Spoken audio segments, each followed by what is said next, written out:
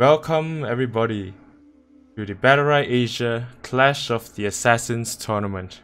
I am Chyill, and today I'm joined with my good friend Loner as host of the tournament. Loner? Hello guys, this is Lona, and thanks for coming by. I'm really honored to be here with you guys today. I'll be assisting Chyill with some of the castings here, and of course we're just like really close friends, and we will try our best to show you guys a best game for our prepared tournament here today. Yep. And Yes. and let me just explain some of the rules, the basic rules for how this tournament will be going on. And this is just right off from the actual tournament. The team size will be 2v2. It will be 2 versus 2. And the win score will be out of 3, best out of 3. And the round time will be just average 2 minutes, as you guys always play. And the server is Asia as a default, all right? Since this is an Asian Battlerite, guys, okay. And then the team has to agree like which servers they're going to play in, because some might not have like the best situation or environment. So we will try to adjust ourselves to the best server that we can offer. And yes, and then we will be having another streamer, Natty. He's a Korean streamer as well, and he'll be also streaming in Korean. And for most of you guys here, I'll be just mainly obviously will be streaming in English as well. So, and that is the basic rule. And the most important rule about here is that one of the teams has to choose whether Croak or Jamila to play, and the other opponent's team will have to choose what's left. And the second player for each team can just freely choose whatever they want to play. So the theme of this Battlerite tournament right now with the Clash of Ninja Assassins is that we have to play a ninja character, and that is really important. And I'm really expecting a lot of Jamila plays, because Jamila didn't come out like really long time ago, it's the latest champion that we've received from the SLS, and we know that there aren't many experienced players as far as I know of, and I want to see some nice Jamila actions as well. And of course, Croak. What can I say more? It's the best ninja character in the game as far as I believe. And so I'm actually really expecting a lot of stealth challenge, like stealth movements in the game, you know? Like I would love to see some ninja actions today here. And let me just briefly, so exciting. Yeah. And lastly, let me just read off the teams. Like I think this is really important for you guys to be on knowledge of. So that we actually organized the seed in orders 1 through 7. And do you want to do this, Chyill? If you want to, That's fine. I think we can. We don't actually have to read off all introduce everybody. Yeah, that's fine. Okay. All right. Yeah, we're just currently waiting on the game to be hosted by the first match. I'm not so sure who are we supposed to ask for the first match. I believe it's Team PPAP and team name, isn't it? Or it could be Shiny's game. So we're sort of just waiting right now. So yeah, we'll be right back when the lobby is actually created and the game is ready to start. And in any case, Lorna and I are actually both streamers. So if you guys you guys got nothing to do right now, you guys can check out our Twitch channels. Myself is twitch.tv/Chyill, and Lorna's Twitch is twitch.tv/LornaTV. So yeah, in the meantime, we'll just wait till the lobby is created, and yeah, we'll be right back. Okay. All right. And I just want to say some hi's to all the viewers right now that heard Hello Poop and hello Sainu and all the people Tuni. Like, thanks for coming by. Like, I know there's been a lot of supports for the viewers who would usually play with us most of the time. You know, thanks for also coming by for this amazing tournament. And I want to call out for It's Just Inui for holding this tournament in a Battlerite Asian community. There's one important thing that I really want to announce before the tourney starts, is that the pool prize for the winner for this tournament is actually sponsored by all of your support, which meaning that if you guys decide to help us out more with the prize pool getting larger and in enriching the prize pool, you can always participate by just typing ! and donate, and then it will give you the link so that you guys can actually, you know, enlarge the amount of the prize that the winner is getting for this current tournament.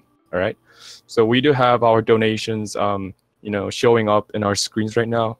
As you can see, like, there has been great efforts and great support and sponsorings. We really appreciate it. This is a we're trying to make this community get bigger and bigger by each day. So you guys are actually the ones who make the field of the arena here, right? So I'm just letting you guys know. Don't feel pressure, but I'm telling you that you guys can actually help us out, all right? Sounds good for now. All right. We're having just a little bit of a minor misunderstanding here. I'm not too sure what's going on. No one's adding us to a game right now, so yeah, we're just sort of just chilling here and chit-chatting with you guys, I think, until someone adds me, because I don't know what's going on. Like last time when I was casting the tournament, I was the one like who got to like add all the people who the participants and just like create this private lobby. I mean, anyone can do it. So I guess Justin Nui doing this. Is he gonna do the lobby making thingy for us? I believe it should be Lobster. I feel like, I mean, usually it's the teams themselves that create. True. That also is true. Alright, never mind. Maybe I'll just take it into my own hands and start creating. Yeah, that's not bad at all. I mean, it's just like one click, a few clicks, you know. Yeah, there but we we go. just have to see which teams are ready. We gotta like just see who is going first in this bracket. I believe it should be PPAP and team name should be first. Okay, and so that PPAP. means, yeah, Okay. team name is composed of Lobster Lifer and Flamman, and PPAP is Chalbumi and Aku. Okay, so I mean, you guys might not be you guys might not know how to pronounce these like Korean IGNs, but I'll just like try to call out their champions that they select so that you guys would have better understanding of who I'm talking about in the middle of the game. But just to let you know that the PPAP team is composed of Chyill, he's a Grand Champion player, and Agur, and he's also a Grand Champion player from the last season. And PPAP, as Chyill said before, it's composed with, the team name, is actually composed with Lobster Lifer and Flemman. So I guess this will be kind of interesting, depending on which kind of team composition they bring up with. And so let's just hope that. Okay, Chyill, are you actually making the room right now? Yep, sure. I am. Oh, can you invite me again? Because I don't think I got the receipt. Okay, got it. Yes, I've gotten it. All right. All right. I believe we've got everyone in here right now. So how are you going to do the maps? Are you gonna ban the maps, or are you gonna just? So no. So in the rules, the first map. So I believe this is a round 1 match, so it should be on Blackstone Arena Day. So I'm gonna put the map as Blackstone Arena Day. There we go. The win score is 3. And they will play up to 2 maps. So each team has to win 2 maps to move on to the next round, basically. Oh, so okay. Yes. So right now they should be choosing the champion.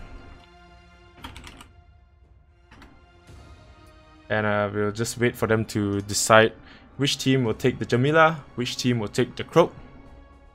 Right, and of course, the second champion in each team is also very, very important. Maybe I can translate if they don't understand. Like, yeah, I mean, I think they're all communicating in Korean. So, Loner, I think you can translate. I think. Because I don't know what you're saying. Wait, so you want them to choose either who's gonna play, but the lower seeds guys to choose this one, right? So the lower seeds. So explain to them that the lower seeds has to choose which team will take Jamila, which team will take Croak, and then the lower seed team will choose which one would be the second champion, and then the higher seed team will pick their second champion last. All right. So in this case, the lower seed team is Flemman and Lobster Lifer. So Lobster Lifer and Flemman can choose whether they want the Jamila or they want the Croak. Right, but they have to say it in this chat, right? Before they choose the champions, right? Yep. Okay. That's right. So, yep, we're just waiting on them to choose the champion. Obviously, each team has to have 1 Jamila and 1 Croak. The second champion pick is actually a very, very important choice. Alright, so they're taking Jamila. Alright, so Lobster Lifer's team will be picking Jamila, and that automatically means that Chalbumi and Akel's team will have Croak. Now, I don't know which of them will play Jamila or Croak, but we'll see when we get to the champion picking phase. So yeah, have they decided on on the second character that they're gonna choose. Yep. So by right, Flamman and Lobster Lifers team should also pick their second champion first before Chalpomi and Akul will choose their second champion. All right. Because it's kind of weird because like Flemman apparently he's not Korean, so I need to like tell Lobster only in Korean, I guess. Okay, well I'm just gonna type in English then. Yeah, sorry, a little bit of language barrier going on here. I think as far as I know, Lobster Lifer pretty much put together his team literally today. I think before this he didn't actually have a teammate, so yeah, bear with us guys. I'm sorry, the broadcast has been a little bit of a mess from the start, but hey, it's just a for fun tournament, just to test the potential of Jamila and Croak as champions, as assassin champions, and see which is the stronger champion. Another thing that I haven't mentioned actually is that the grand prize winner will actually get to have the Master Assassin title on the Battlerite Asia Community Discord.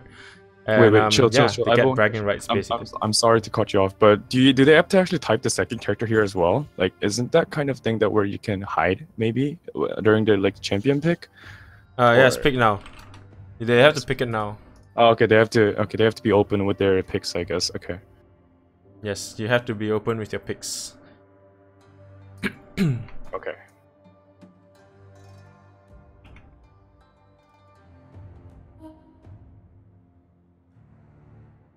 Alright, so it seems like Flemman's team or Lobster Lifer's team will be picking Lucy, and Iva will go with the Croak. So one side will have Jamila and Lucy, and the other will have Iva and Croak. So there we go. Everyone can ready up. And we'll move on to the champion select. There we go. Great. Finally, we can get our we can start our game. Yes, finally. All right. So I believe on the right side. Yes. Go on. One will have to choose Jamila, and okay, on the right side we have Lucy and Jamila, and the left side for team, what was his team name? PPAP. Yeah, yep. They will have Croak and Iva as their team composition. Yeah. And the game just had started. Let's get to the real fight for Clash of the Assassins. Here we go. Yep, finally, man, finally. It's been so exciting, like setting up all these, you know, for all the stuff related to the tournament. It's just been getting me really excited. It was delayed actually for a week. By right, it was supposed to be last week, but hey, finally it's happening, and we'll finally get to decide whether... Let's just give us a big applause for Chyill for preparing all this thing. Like he has been actually making all these layouts and stuff. I mean, he's been doing great work. He's like he's really chill, you know. I've known him for like more than 2 years now, and I think he should really get all the credits for, you know, being part of and casting all this amazing tournament for you guys. Let's just give it a big applause for him. Yay! Thank you very much. Thank you. Yeah, you deserve it. You deserve it. Thank you, Lerner. So yeah, right now they're just picking their Battlerites. I'm not sure if you can actually see their Battlerites. It seems like Croak and Iva have already decided on their Battlerites. So pretty standard build on the Croak so far. I believe Croak and Iva are both GCs, and on Lobster Lifer's team, Flemman is a plat, so naturally the advantage is on team 1, on the blue team just currently. So yeah, let's see what happens. Alright, let's go. Alright, so they're actually... Pretty aggressive start by Lobster Lifer there. He threw his into there, but he missed it. He actually wasted his Q right away, so they should be aware that the Jamila doesn't have his counter. They're sort of just having their own little one-on-ones on both sides. Okay, they're actually focusing really down hard on Lucy because they probably know that she's flat, and maybe they're just going for that maybe for... Yeah, it definitely seems like that's the plan for them. Yeah, that's the plan for them actually. And that's it, like Lucy was gone within, I don't know, 20 seconds. It will be really hard for Jamila to stay by herself because she doesn't have that much of like a health sustain. Like she does have some few loadouts that gives her health, but look at this Battlerite. Look at her loadout. She didn't actually go for any health gain Battlerites here. Like usually people would go for the health return for M2 loadout, but she actually went for just snare duration increase. Okay, so Lobster went really super aggressive here. 3, 2, 1. Yeah. Right, so hopefully Lobster Lifer might be able to peel for Lucy a little bit better in this round. Maybe. It's really hard for Jamila as an assassin type Look character. at that. Look at that. They Lucy. just literally just used and hopped their whole skill on Lucy as they got off the mount. They didn't even care for Jamila as they walked past Jamila. And they just completely ignore her, and it's working because just turn it into a 1v2 and make it a one-sided fight. It's a little unfortunate. Yeah, it's kind of unfortunate. But you gotta admit, their team comp is actually really good for like going right into the support in the back. You know it, right? Yeah. Zaiba has her jump, and Crow can actually jump. So like this is a perfect composition to just melt down Lucy right here. Yeah. Wow. Well, I mean, I guess they had their plans. I guess, yeah, right. Yeah, I mean, but one thing I really feel kind of unfair, to be honest, is that like when you call out the champions for the second pick, like they can always counter pick, in my just opinion. So, like I'm sure that I think letting them choose the second pick on their own could be also like a thing where you can kind of like play unexpectedly, you know. Yeah, but the thing is, like, because the lower seed gets to pick the first champion on each team, you gotta have to let the highest seed team pick the second champion last. That is true. Okay, let's see. Okay, that is actually right on point. I cannot disagree onto that. Okay, there we go. That was such a nice incap going down by Aiba. She actually incapped Lucy on the right point, and I guess Lobster really knows that he cannot win this 1v2 against two GC players right here. I mean, it's kind of sad. Like, Lobster is a really good player. I know him. I've been playing against him. And then I guess it's just a little bit for the team comp and the strat. The strat is actually just a big part, I guess. Yeah, I mean, and I think in this case, it's really just the player quality. Like, I mean, a GC Lucy would probably be able to survive much longer. But unfortunately for Lobster Lifer, yeah, the fact that his teammate, you know, is only plat, it's unfortunate for him. So yeah, now there is a second round. So bear with us, guys. You guys can pick. Wait, can they change their champion again? or? Yes, they can change up their comps. Okay. That is what they are allowed to do. So once again, the lower seed team, that is Flamman and Lobster Lifer's team, will get to pick whether they want Jamila or Crook. And yeah, we repeat and we'll do a second match. Because right now, it is 1-0 for PPAP, or Pen, Pineapple, Apple Pen, for those of you guys don't know. And yeah, exactly. And yeah, go ahead. Lower seat.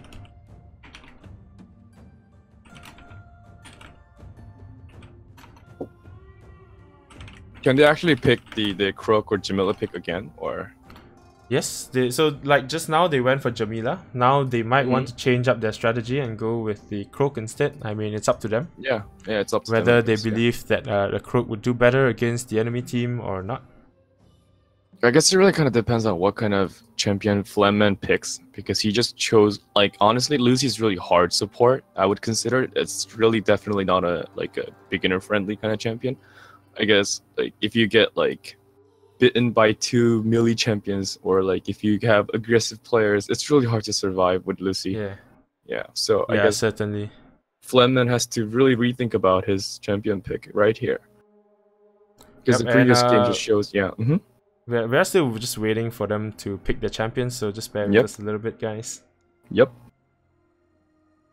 What do you say about the previous game? You think a Flemman would just pick a different character, or do you think he's going to pick different? Well, I see that he's an Expel Alchemist. Basically, he is actually he is a Lucy main. Yeah, he's Lucy main for sure. Alright, so it seems like a Lobster's team has chosen Jamila. Once again. So that means that PPAP will have to take Croak for a second round, and like it seems like they've changed from Lucy, to Oder. Nice. I guess it's a bit better than Lucy for sure, because Oder is definitely a lot more mobile. A lot harder to punish. And they're gonna go with the Croak Iva combo once again. I mean, if it works just now, there's no reason There's no reason to change it. So it's good. Fantastic. With that, we can ready up and go. So it's going to be just the only change that is here is that the team name team will have Older instead of Lucy this time. That's and right. Actually, and actually, yes, playing Jamila. Okay. Yeah. So it's not Flemmen on the support right now. It is Lobster Lifer playing his main role, right? Yeah, as far as I know, he is an Older main. He used to be. Yeah, he used to main Older in the past, but he hasn't been playing recently. But I still believe that he has his skills right now. So, yeah, I'm sure he has. I mean, the GC player, muscle memories and all that. Yeah, maybe he can pull off a 1v2. Let's see. Let's definitely. see, everybody. This is exciting. This is exciting. And he's not gonna go down without a fight. You know, choosing his main instead of picking the Jamila. Yes, I'm sure it's the right choice. I think, considering that he is a strong portion of the team. Like, you know, the bigger contributor to his team success. But let's just see how not to you know, make Flemmen look bad, but I mean, in a game like Battlerite, it's really down to the player's individual skill and of course the teamwork. True, that's something that we cannot, you know, it's something. Deny. Yeah, exactly. How do you think this round will go off as? Like, well, they actually have different team comp this time for the team name team. And do you think the Chyill and Agil, the PPA team, will still have the strong hands on these two teams? Well, if you ask me, considering how hard it is to play Jamila, I imagine it might be quite fast before she goes down, and it will probably mostly be down to a 1v2 on the older side. Of course, I don't want to, you know, completely discount Flemmen. I mean, he might be able to survive and possibly contribute to the fight in a meaningful way. But it seems like the focus on for Ivar and Croak has been a little split. They are no longer going entirely onto Flemmen like earlier, and and it seems like Lobster Lifer's team is putting up a really good fight. Ivar is almost down. Bear in mind that every damage counts for PPAP. You know. So basically having that whoa, was there goes Ivar there. Ivar just actually shot himself with her M2 because the ammo just got reflected. Yeah, and that was perfect. Apparently, perfect op control. Unfortunately for Older, the alt missed over there. Yeah, I think Croak gave up. I'm guessing because he stopped, and he's just. So from what I see, it feels like Lobster is actually trying to peel for Jamila. Like he's constantly healing her, and he's trying to petrify one of them because they don't have any healing mechanism. Meaning that if they prolong the fight, it's actually more advantageous for the Lobster's team. Yes, definitely. Yes, definitely. So Lobster Lifer's team will definitely win the long game. Yeah. So Lobster decided to cut off one of them and just petrify one of them and just like try to lessen the burst damage that they can do within that comes from the melee and range. So I guess this is really good strategy. 3, 2, 1. Yep. And surprisingly, Flemmen actually doing quite really well with Jamila. Like yeah. She's been doing really I think not to mention that Lobster Lifer's Older is doing a really good job in separating the enemy teams as well, making sure that Jamila of course doesn't just get bursted down like earlier, or like I mean Flemmen at least. Oh, but this time they're going. Oh, that's a lot of true damage onto Older, which is quite a big deal because that would mean that they need to get the orbs or the green health orbs to regen that HP. Oh, that's a big in cap, and Lobster Lifer is almost down to a quarter HP. Oh crap! What can Flemmen do to help his team? Teamwork by going down there with Croak's in cap and Ivar's M2. That just gives straight off 30-ish damage going down. Oh, another in cap just going right on him. Perfect in cap. Another in cap. Chain in cap. Oh, this is a perfect timing. Oh, what a nice teamwork just going down right there. Yeah, PPAP doing very well to adapt to their first round loss and just going down and hitting Jamila. Okay. Alright, seems like Croak is actually using M2 really keen. Like he's actually gaining a lot of energy just from that as well. And ultimate going down by Lobster Lifer, but can this be a turnaround damage here? Oh. Croak managed to get the stun off. Oh no, Older. And he's in cap, and he actually has poison on himself, that deadly toxic. With no spacebar to avoid that poison damage from the Venom Strike. That is Lobster Lifer down. And soon to be Flemmen as well. Right. So this time what they did, what PPAP did was they didn't actually just go straight on Jamila. They actually focused Lobster Life instead. And I guess when you focus down on support, you basically have to use all your mechanisms just to survive off of your own. And so you basically don't have that much skills left to help your teammate. And then they actually turned around by attacking Jamila suddenly, and that kind of like gave the chance to deal more damage on Jamila. Yeah, pretty much. Alright, so the third round begins. 1-1 so far in this map. Bear in mind that PPAP really is up one map, here. so if Lobster Lifer's team or team name loses this map, they are out of the tournament. No, they go to the lower brackets. I'm sorry, they go to the lower brackets and they will have to fight their way up if they would like to chance at winning the grand prize. That in-cap though, okay. Yeah, they are very on point with their in-cap. Really nice teamwork. That in-cap on each Croak and Iva is just so right on the point.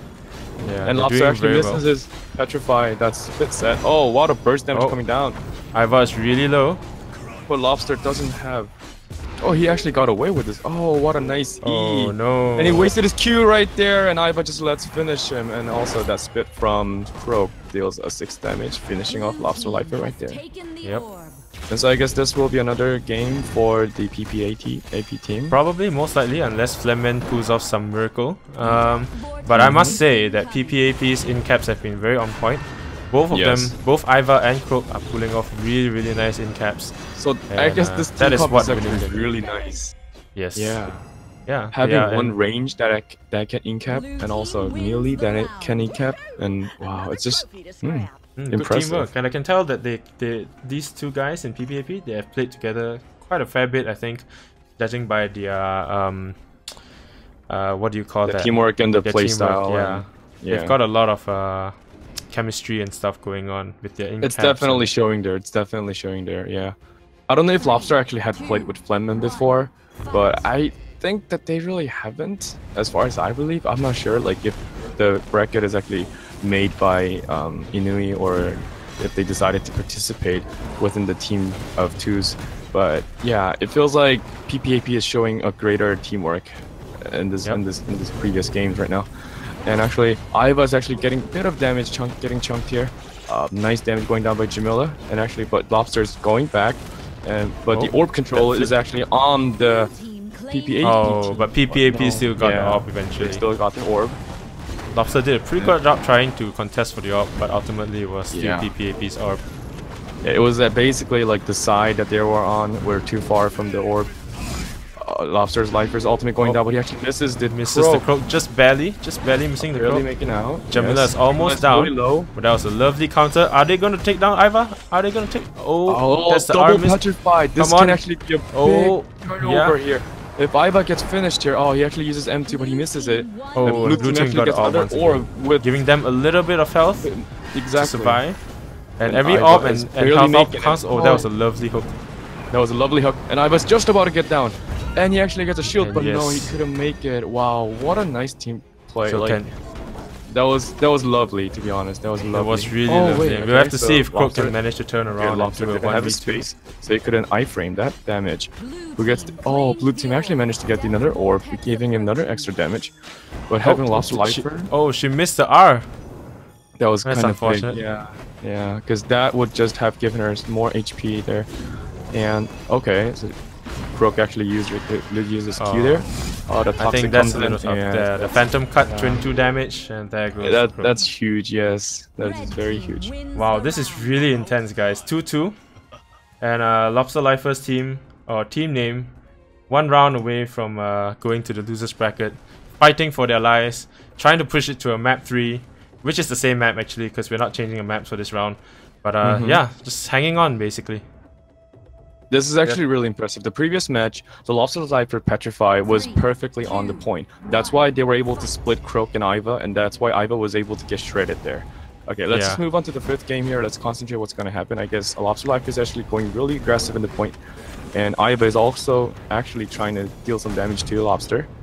Yes. And, okay, the E goes down, and Jamila gets countered. She wastes her counter as well. Jamila should go back because she doesn't have any of defense mechanism left right now. She will get shredded if she gets caught right now, and Jamila actually face tanked. She tanked it, but it worked actually. No, the blue team still got the orb, the unfortunately. blue team still got it. Oh, there's a nice stun on Croak. Oh, nice don't. They actually casted the counter, but Jamila is almost down. But Iva is also down. Okay. Oh, that's a big incap. Nice incap there. Team names gotta step it up right now. This orb is really important. This orb is really important, and actually, PPAP team gets it. Oh, Iva misses. No. Oh, nice incap going down, but actually Lobster hit it right away, so that didn't work that much. Okay. Oh, Jamila. Jamila is almost down. Another incap still goes hanging down, on. He hit it right away. Jamila is pretty much on quarter Lobster health is almost the doing- entire round. And Ivar is going down! Fleming! Oh my god, can you believe it? And it's a Okay. 1v1. It's a 1v1 between Croak And Older. So much for Clash of the Assassins. It's clash between Older and Croak. Come on, let's see who's gonna win this round. Lobster is 1v1. actually doing quite a lot of damage. Make sure he doesn't get more damage and loses his whole HP there. Oh, lovely Oh, snare. the Q goes down. Croak doesn't have his Q. Moving perfectly there to avoid getting hit by Croak's jump. That's All the very positioning important is when you're really fighting essential. Croak. Yeah. Because the orb is up right now. You guys have to know that. The incap goes down. Oh, he misses it. he He actually misses uses it. the space on the right point. And the Perfect Croak timing. is just getting kited perfectly by Lobster Lifer. Oh, and then You can Lobster has sustain because he can heal himself. You can And tell the that Lobster Lifer has ultimate- so much Oh, experience dealing He with the actually Croak. gets him during the stealth. What a nice prediction there. Yeah. Right. Perfectly played so far. A lot of damage. The passive on M1 for the Petrify didn't go hit. Oh no. Yeah, he thought the Croak was gonna go for him, but actually the Croak Yes, was going to he go for actually the just orb. went for the orb instead. Alright, very low on the very HP. lovely. Oh, they know it. He knows that he's gonna go for it, and the time bomb will explode. Oh, there we go. Map unfortunate. 3, everybody. 1-1. That was really clutch. That was a nice scene there. That's a Lobster really Lifer. clutch play by Lobster Lifer. It seems like PPAP 1,500. might have to change up their strat a little bit, because clearly they cannot deal with Lobster Lifer's Older with this comp. I mean, it was really close, but Fleming did a pretty good job in surviving He and did of course really good dealing enough job, I damage gotta as admit. Jamila. Yes. Oh, third round. Oh wait. The Augur seems like he's trying to choose which character is gonna choose. Yeah, but play. Lobster Lifer's gotta choose Yeah. first. Lobster has to choose. Yeah, as usual, because the Lower seed Okay. has. he says to wait. All right, we'll give them some time. So currently, let's just take a look at the brackets for now while they take their time to choose what champions they'd like to use and all that. And it seems like the winner of this team, of this next map, because they're 1-1 right now, will go on to fight Shiny Fools. And it seems like, yeah, everyone is pretty much just waiting for us to finish this map. I think no one sort of expected for this match to go on so long. Well, at least I didn't. But well done to both teams. They both did really, really well, I think. And yeah, it seems like, okay, they have picked their champions, I think. Lobster Lifer's team has picked Jamila and Odor once again. No reason to Alright, change. can you give me a second, please? Yes, go on. You can proceed with the stream.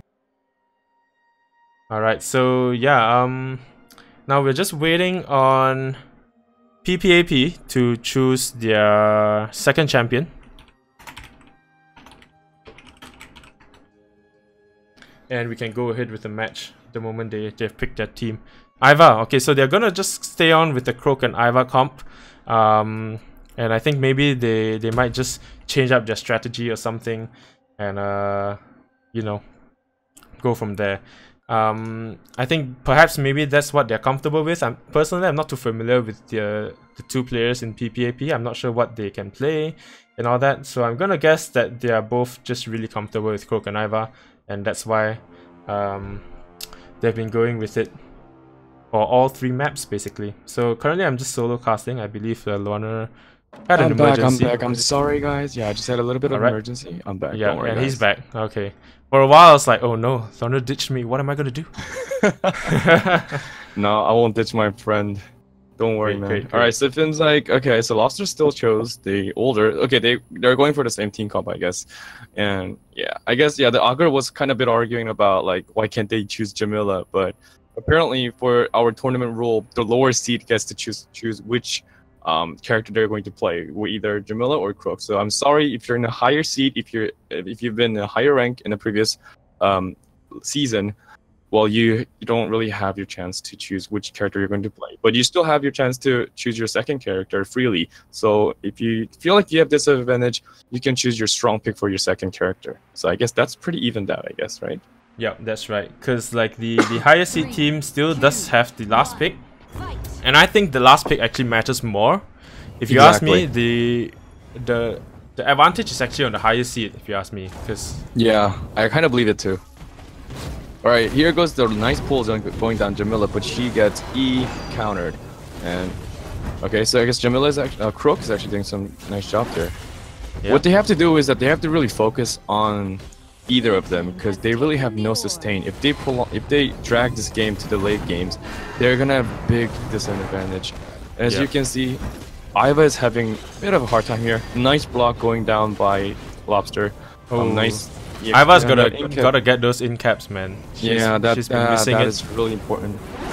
They need to split, and they need to stop the support from the healing Chyill, and they actually did hit the EXQ right there. Oh, and the double in cap onto Odo. Are they gonna burst? Oh, that's a lot of burst damage onto Flamman. And there goes he got the stun off.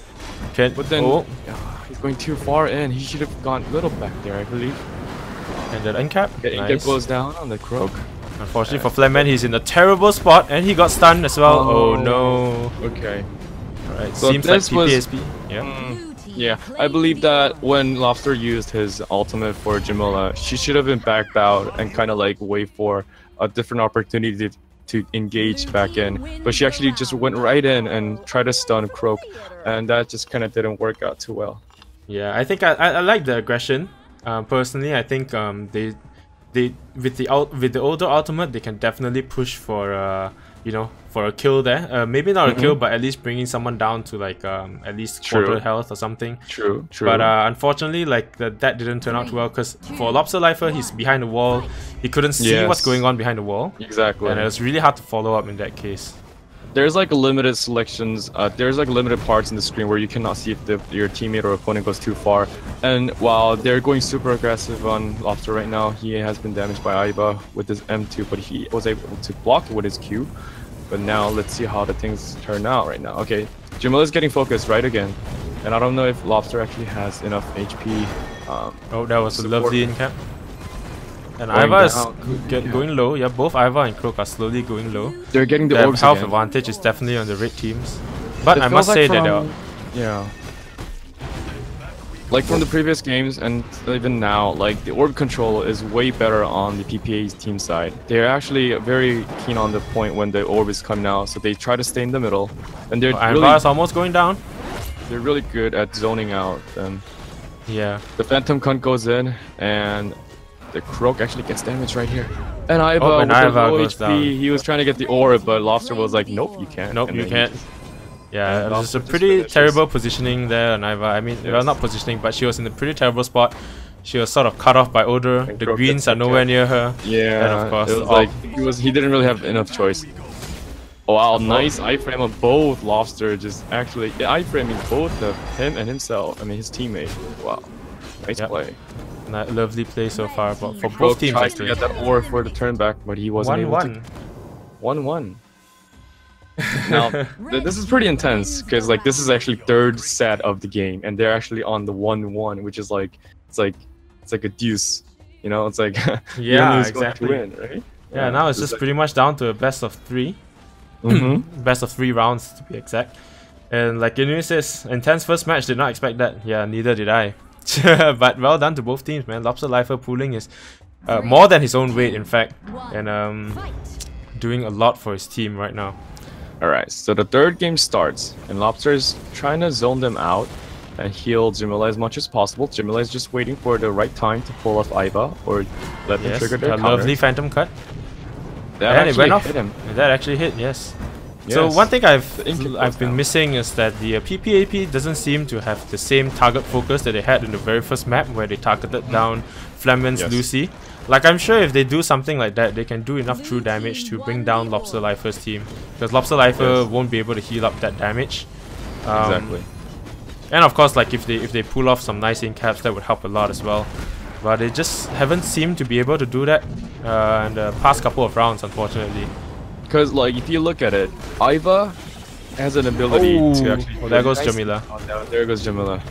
Because Aiba is the one who has to actually maintain and like just take the control over the game, because she has the range and she has the ability to incap anyone from the range. While Croak might be a bit tricky to put down that incap and his Q stun right there. So it really depends on how Aiba gets to play. And right now, Jamila got shredded. I don't know what was happening with Lobster. Was he fighting with Croak? He got incapacitated by Croak. he got incapped. Okay. Unfortunately for him, and so he couldn't back his Jamila up. But even then, Jamila was behind the wall, and it would have been pretty tough for Lobster Lifer to back Jamila up without using any sort of movement abilities. So I guess like what Jamila has to always keep in mind is that she has to be in the sight of Lobster, the older, because otherwise she won't be healing, she won't be getting the heal, she won't be getting all the support. Yeah, pretty much. Unless she's really confident that she'll get her counters off, she can pull off those nice iframes, which Jamila admittedly doesn't have a lot of. So yeah, but what I like is that she has been getting some really nice shadow slices and phantom cuts onto Aiva. Yeah, that's actually and really Aiva is almost down to half health right now. Oh, nice and the hooks have been on point as well. The counter just went off. And double incap. Oh, double incap. That was sweet. That was sweet. It's not actually easy to see in the real games. But look at Aiva's damage. Oh, yeah, man. Aiva is still dropping, even though they did get the orb. Exactly. Oh, Croak is actually petrified here. Will Aiva go down? They actually Aiva is really close to death. That is perfect play, guys. This is really clean. Okay, let's ult. And he got the Aiva stun. That means Aiva is gonna go down. Wow. That was and most probably it will be Lobster Lifer's round here, or team names round. Croak actually has a lot of HP right now. If he actually is able to put down a nice ultimate on both of them, he can actually turn this over for sure. Yes, for sure. And actually, if he does it right now, Older doesn't have his ult. Okay, Older doesn't have his space. He saw that. His space. He saw that, but he's not using it. He's saving it for some reason. And no, it's too late. Now he's gonna have his space back. He's got a stun off though. Stunned. Oh, that was nice. That might be actually worth it, but his health is really low right now. Yeah, he was waiting too long and just face tanking a lot of damage. He got it up. Oh my gosh, that was such a nice all save there. But he gets but Fleming with the clutch hook. 2-2, guys. Yes, 2-2. Yeah, this is so tight. The last round of the last map of the first round. This actually feels like the final round already. I know. Is this one of the finals? Like, this is the first round for the game. Like, why is it so tight and intense? We might be here for a long time, guys. First match, 45 minutes in. I know, anyway. Oh my god, this is actually crazy. Sorry for you guys for waiting for next games. We didn't expect. Like I said, man, Lobster Lifer just doing work, man. Holy crap. Oh wow, yeah. Lobster is going super aggressive, hitting all his M1s right now, but he has to be careful. Okay, Croak just missed out his Q, so he doesn't have any aggressive mechanism, and Jamila decides to target Aiva right away. Aiva is actually quite low. Oh no, Jamila actually missed her E there. If she did get Aiva there, she would have put out more damage on Aiva. And actually, Lobster is actually still. Oh, Red Team got off this time, which is pretty huge because that means Odo has his ult. And unfortunately, he didn't get anybody with it. But that's okay. Aiva is really low right now. 57 health left. Her incap again. But no, Lobster's bit in a danger. Croak doing a very good job in pressuring Older. Oh, and he got the shadow slice and the final cut. Can Lobster make this? Can Lobster make through this? And actually, Aiva and no, I don't think Lobster Lifer is gonna make through this. He actually has his heal though. Oh no, Jamila has to help Lobster right now. No. Unfortunately, Croak did a really good play there, completely outplaying Lobster Lifer. Oh wow, and that was like probably mean that team name will be going to the lower brackets, and PPAP will move on. But it was really nice play. Like, it was amazing. You guys. It was amazing. At one point, I really thought it was team names. Yeah, exactly. But Croak, I don't know whatever happened, just did really well, and yeah, managed to kill Lobster Lifer. All right, let's give applause for these great two teams who fought so fiercely. Really well done, everybody. That was a really nice comeback for the team name, but it's very unfortunate. But I believe that they do have the ability to actually go higher rank if they were just a bit luckier in some way. Thanks for the game. That was nice games. All right, and I'll just go ahead and invite our next team, next two teams, it would be Tuni and Clarinet's team. That is Give Us Croak and Musician, basically. So let me just invite the oh. Alright, you did the invites. Yep, I'll do the invites. We've got Clarinet, Kang Junpyo. Clarinet's teammate is Chyill, which I do not have. And we need to get Tuni in as well, of course. Very, very intense. This will be very, very intense. Yes, one of the best players in Asian servers. And this will be very interesting because they will not be playing mostly their main picks, because Croak and Jamila is not one of their mains. So we get to see their ability to bring out how much they can, you know, put on with their new character and new team composition. Let's see how they do it. Yep. So apparently, okay, the Chyill team. A bit of a yeah. We need to get Tuni in. I think we just need Tuni. That's all that's left. Go on. Okay. All right. So as you look at the team name, the Clarinet's team name is actually Musician. All right. I guess that's where his name comes from. Clarinet, and Kang Junpyo and Tuni will be playing Give Us Croak. That's a nice team name, honestly. Yeah, it's really fitting as well because Tuni is Go on. Tuni is actually a Croak player, so we will be expecting. I guess I don't know though. I mean, because Clarinet team is actually on the lower seed, so they get to choose whether they want to play Jamila or Croak, and I believe that they will take the Croak because they know that Tuni is a Croak main. So there's a bit of a psychology that goes down there. So let's see what their picks are. All right.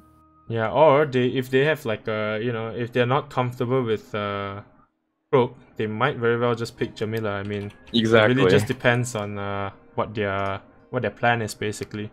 So it's hard to say. I mean, it's what they would actually decide to do. But I think we've got everyone in here. Yes, fantastic. We do. There we go. And just for people who just came in right now, this is a Clash of Assassins tournament. It's held by the Battlerite Asian community, and we are all here to support, and we're streaming so that you guys can have this amazing fights between really good players.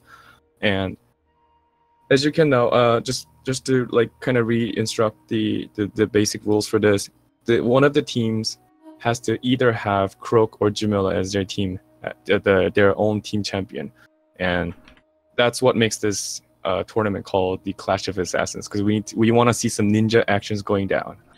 And yeah, that's right.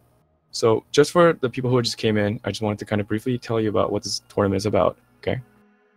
All right. Okay, it appears that Clarinet's team, i.e. Musician, the lowest seeded team in this matchup, is having Croak and Rook as their lineup, and on the Tuni's team, or Give Us Croak, unfortunately the enemy team did not give them Croak, and they have Jamila and Lucy. So let's go ahead and start the game, shall we? Sounds good to me. Very smooth, very fast, unlike the previous match where both teams took a little while to pick their champs, but we are efficient here right now. Gotta speed it up. Before the game starts, what are your expectations on these two teams fight? Well, honestly, it's hard to say. Well, on one hand, we have Clarinet on Croak. Now that's something that you don't see very often, because Clarinet is known for his Poloma plays, or support, well, mostly support plays. And right now he's having Croak, pretty much just to deny Tuni from having Croak. That's what I imagine. But as far as I know, Tuni has practiced a little bit with Jamila because he knows that no one's going to give him Croak. And of course, he has Kang Junpyo as well, so that's pretty important. Personally, I don't know Chyill really well, but I'm guessing he's probably pretty confident with Rook, and so we will have to see whether the 2 melee comp can punish Kang Junpyo enough and grab the win, or will Kang Junpyo survive long enough and give his team the win by basically outlasting the enemy team. I think that's what I'm thinking. That's the most biggest part that we have to focus here when the game starts. And I think we do have the loadouts chosen, and I think the game will start in 10 seconds. Okay, let's get to see what's going to happen in action. Yeah, once again, everybody, this is a crowd-funded tournament, so I believe right now the current prize pool is actually $85, and Johnny Brova actually donated an extra $5 to the prize pool. Okay. Yeah. I'm sorry to cut you off, but yeah, we just have to see the game. The game has started. Alright. Probably not the best time to plug the donations, but Rook is really low right now, all thanks to Tuni. Tuni doing a really good job in dealing a lot of damage. Very good job there, not proccing the Rook's counter, and down goes Chyill. Oh man. And Clarn is trying to do some damage, but Kang Jun-pyo just doesn't die here. Like, yeah, Kang Jun-pyo doing a really good job surviving. Exactly.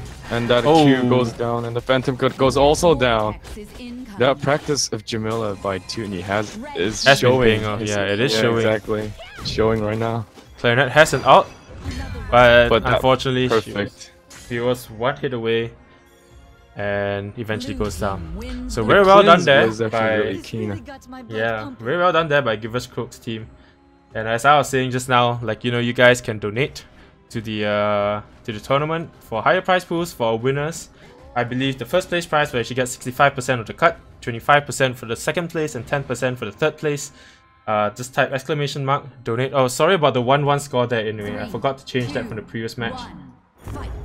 It is actually in fact 0-0. Yes. I am trying to keep up with streaming and casting this at the same time, so do bear with me if I do make any mistakes. It is 0-0. It is the first map. And yes, so far 1-0 for Tuni's team on the first map. Wow, Tuni's doing so much damage on Rook right now. Oh no, KJP in a terrible spot with no energy to roll out of there. But he actually the barrier just to walk out, and the barrier was so right on point. And yeah, but Rook Tuni's doing a lot of damage right now. Oh, the counter comes down and Phantom Cut goes down on the Rook. If he doesn't have his M2, oh, there you go. Rook just goes down by the damage that Tuni puts on as a Phantom Cut. Yeah, unfortunately for Clarinet, as good of a player as he is, the inexperience with Crook definitely shows. And that lovely clarity potion there to basically remove the camouflage. Tuni very smartly there using his ult, knowing that Crook has used both his E and his space bars, and punishing Clarinet for pretty much all of his HP. That was nice play going down there. So I guess I really believe that Chyill has to play really carefully on this point, because he actually uses his counter too easily. And, you know, especially against a player like Tuni, the person who has played a lot of melee characters, it's not really wise to just use your counter that easily. You have to be less obvious and use some counter logic when you're actually fighting against melee champions. Like, and Tuni, especially being a Crook main, he's really good at, you know, last minute cancelling a lot of stuns and his abilities as Jamila, and they do have to be very careful with that. Yes. And not to get cut off. So as you can see, Rook just wasted his Q there. And he gets unnecessarily. The mouse 2 counter and his spacebar are all down. And there you go. Rook has nothing right now. And Tuni knows that, and he's going straight for Rook. It seems like Tuni is also, of course, waiting for Rook to mouse 2 all the time, and that's when he will use his counter. He has done it twice this round. That play is just so clean. Yeah. So what do you think? Like, Clarinet has to really pill for Chyill, but he can't, because he basically have to, you know, focus Kang Jun-pyo. Otherwise, you know, Kang Jun-pyo will be just healing Tuni in the back, and that Lucy's heal is just a mess. A nice pull going down by Tuni there again with her E.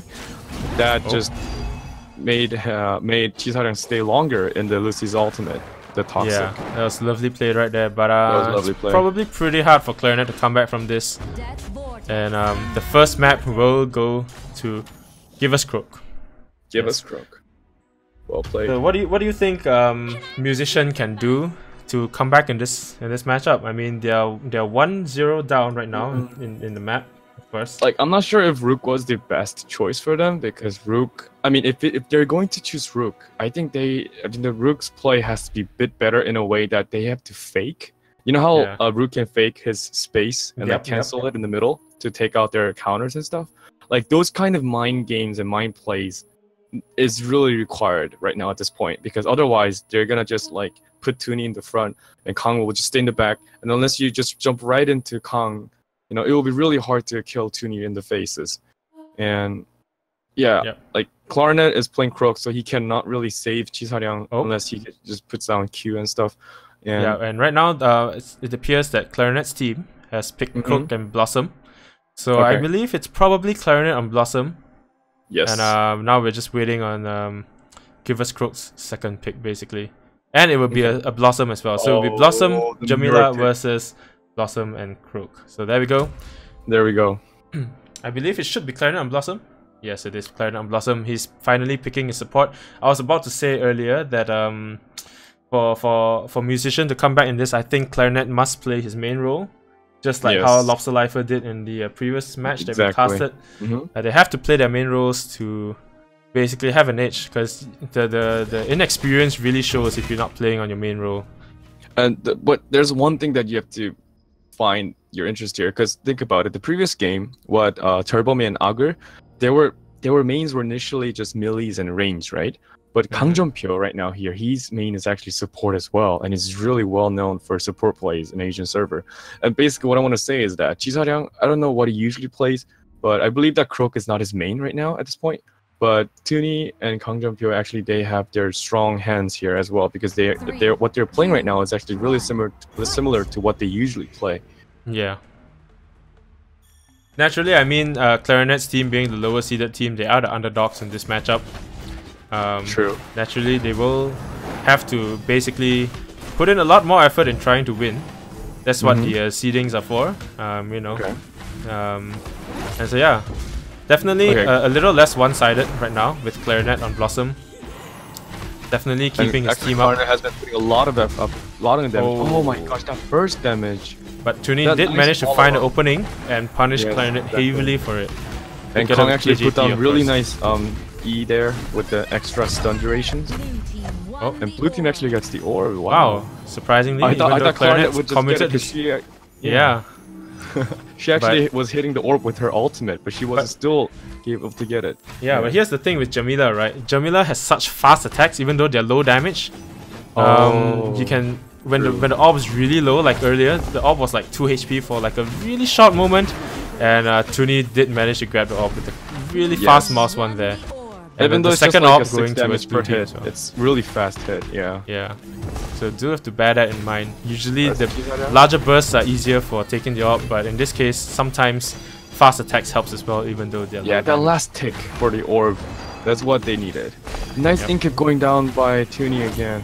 That EX space just was unexpected, and actually Crook is getting a lot of damage here, and I don't think Clarinet is able to reach. No, he actually got incap right away as soon as she used her ultimate. And there's both spaces committed, and this is a terrible spot for Clarinet. And Chisaryang goes down. This is not looking very good for Clarinet's team or Musician, I should say. Just look at how Kang Jun-pyo has like 100% HP right now.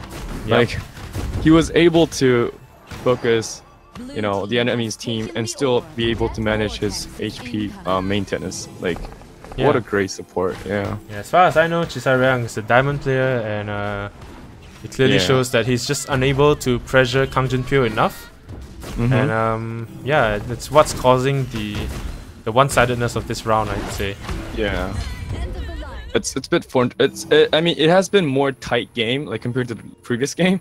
Like, you know, they're actually doing some works here, but as long as they you know drag this game into the end, I guess the support plays a bigger role here, depending on how to maintain the teammate and all that stuff. So I guess Kang actually played really good on this game.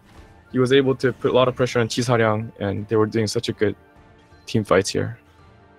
Yeah, both sides playing, I think, their best probably, but of course the advantage is still in Give Us Crook's favor. Yeah, true that. Oh, Clarinet gets pulled, but Tuni doesn't go in. Oh, that was a lovely counter.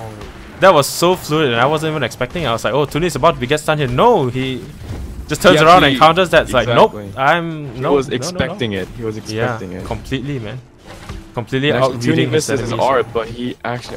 that was a bit short range for his space right there for the incap. Oh, nice pull, but no! Clarinet actually expected it, and she used EX space right away to get the last orb. That was like only 5 HP left. I think Tuni was about to get it, but he couldn't. Yeah. Oh, Blossom's EX space is really awesome for taking the orb. 25 damage is awesome. And the knockback. Within the push as well. Yes. Oh, right now, Tuni you just saw half Klarnet health? faking. Tuni's half up. I think Kang Jun-pyo has to save him, but he's kind of a bit far away. And Chisarang is going deep in. Oh, and Tuni changing over. really Nice love the burst team. damage. Oh my god, Full that- on the right stun. you can tell just the amount of teamwork between Tuni and Kang Jun-pyo. The moment Tuni engaged on Clarinet, Kang Jun-pyo goes in, punishes Clarinet, and Clarinet from 100% HP down to 50%. Just like that. That was a perfect pull, just going down by Tuni, because that stun on Kang Jun-pyo wasn't really gonna hit Klarnet, but as soon as Tuni pulled her back in, you know, she was inevitable to get that stun right there.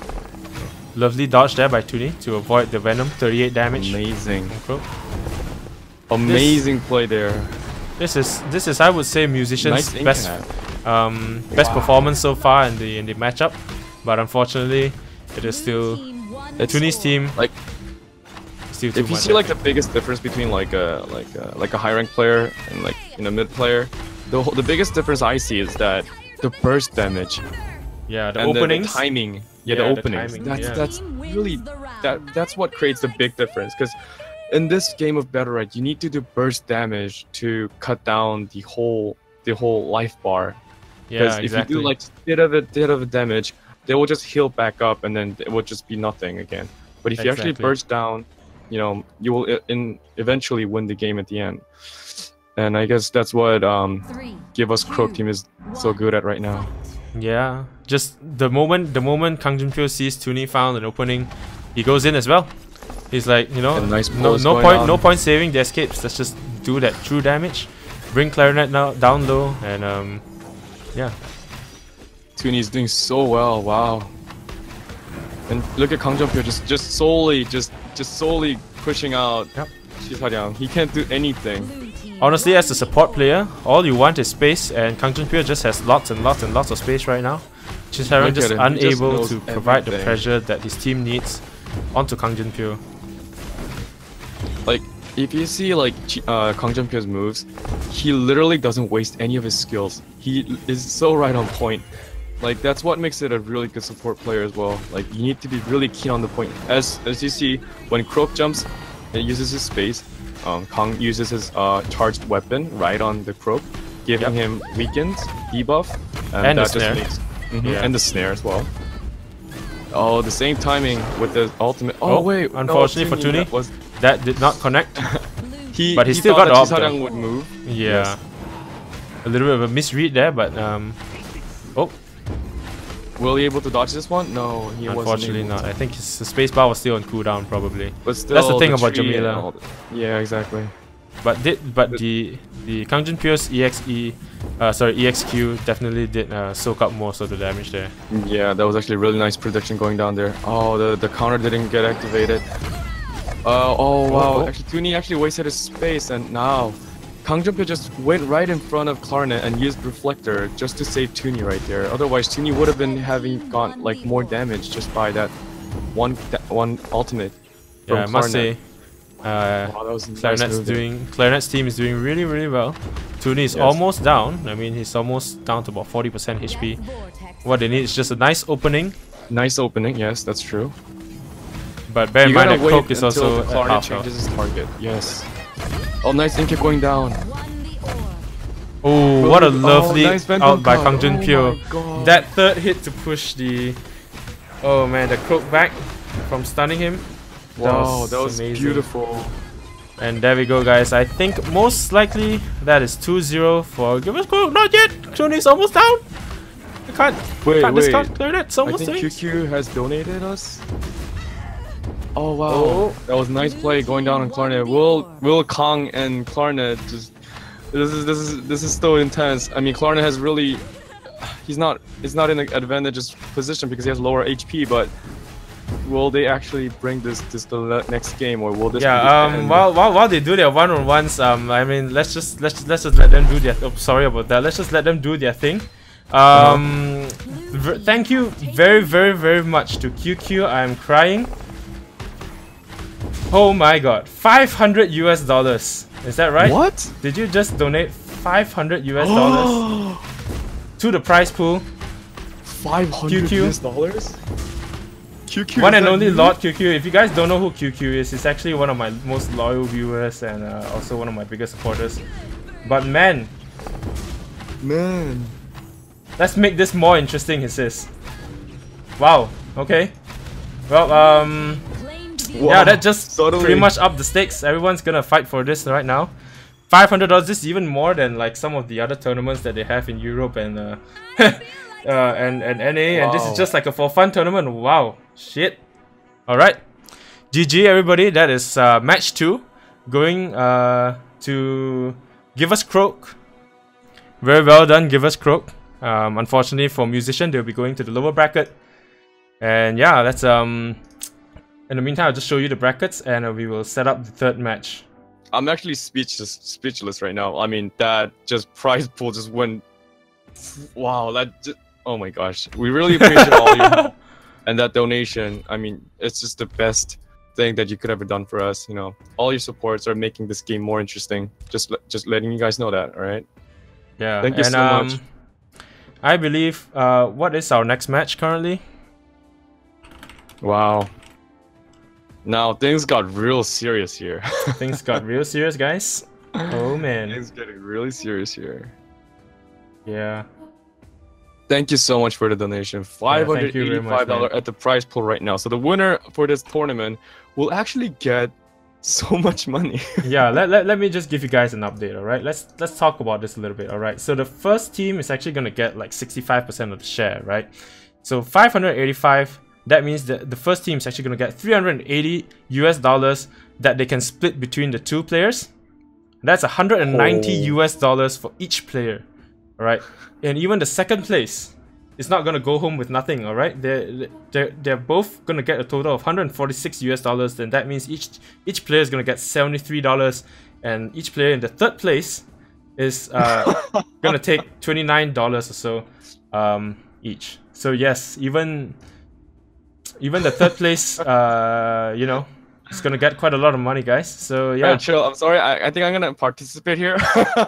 Yeah, you're just gonna ditch me and I'm sorry. and participate. Are you? Like, yeah. I'm just kidding.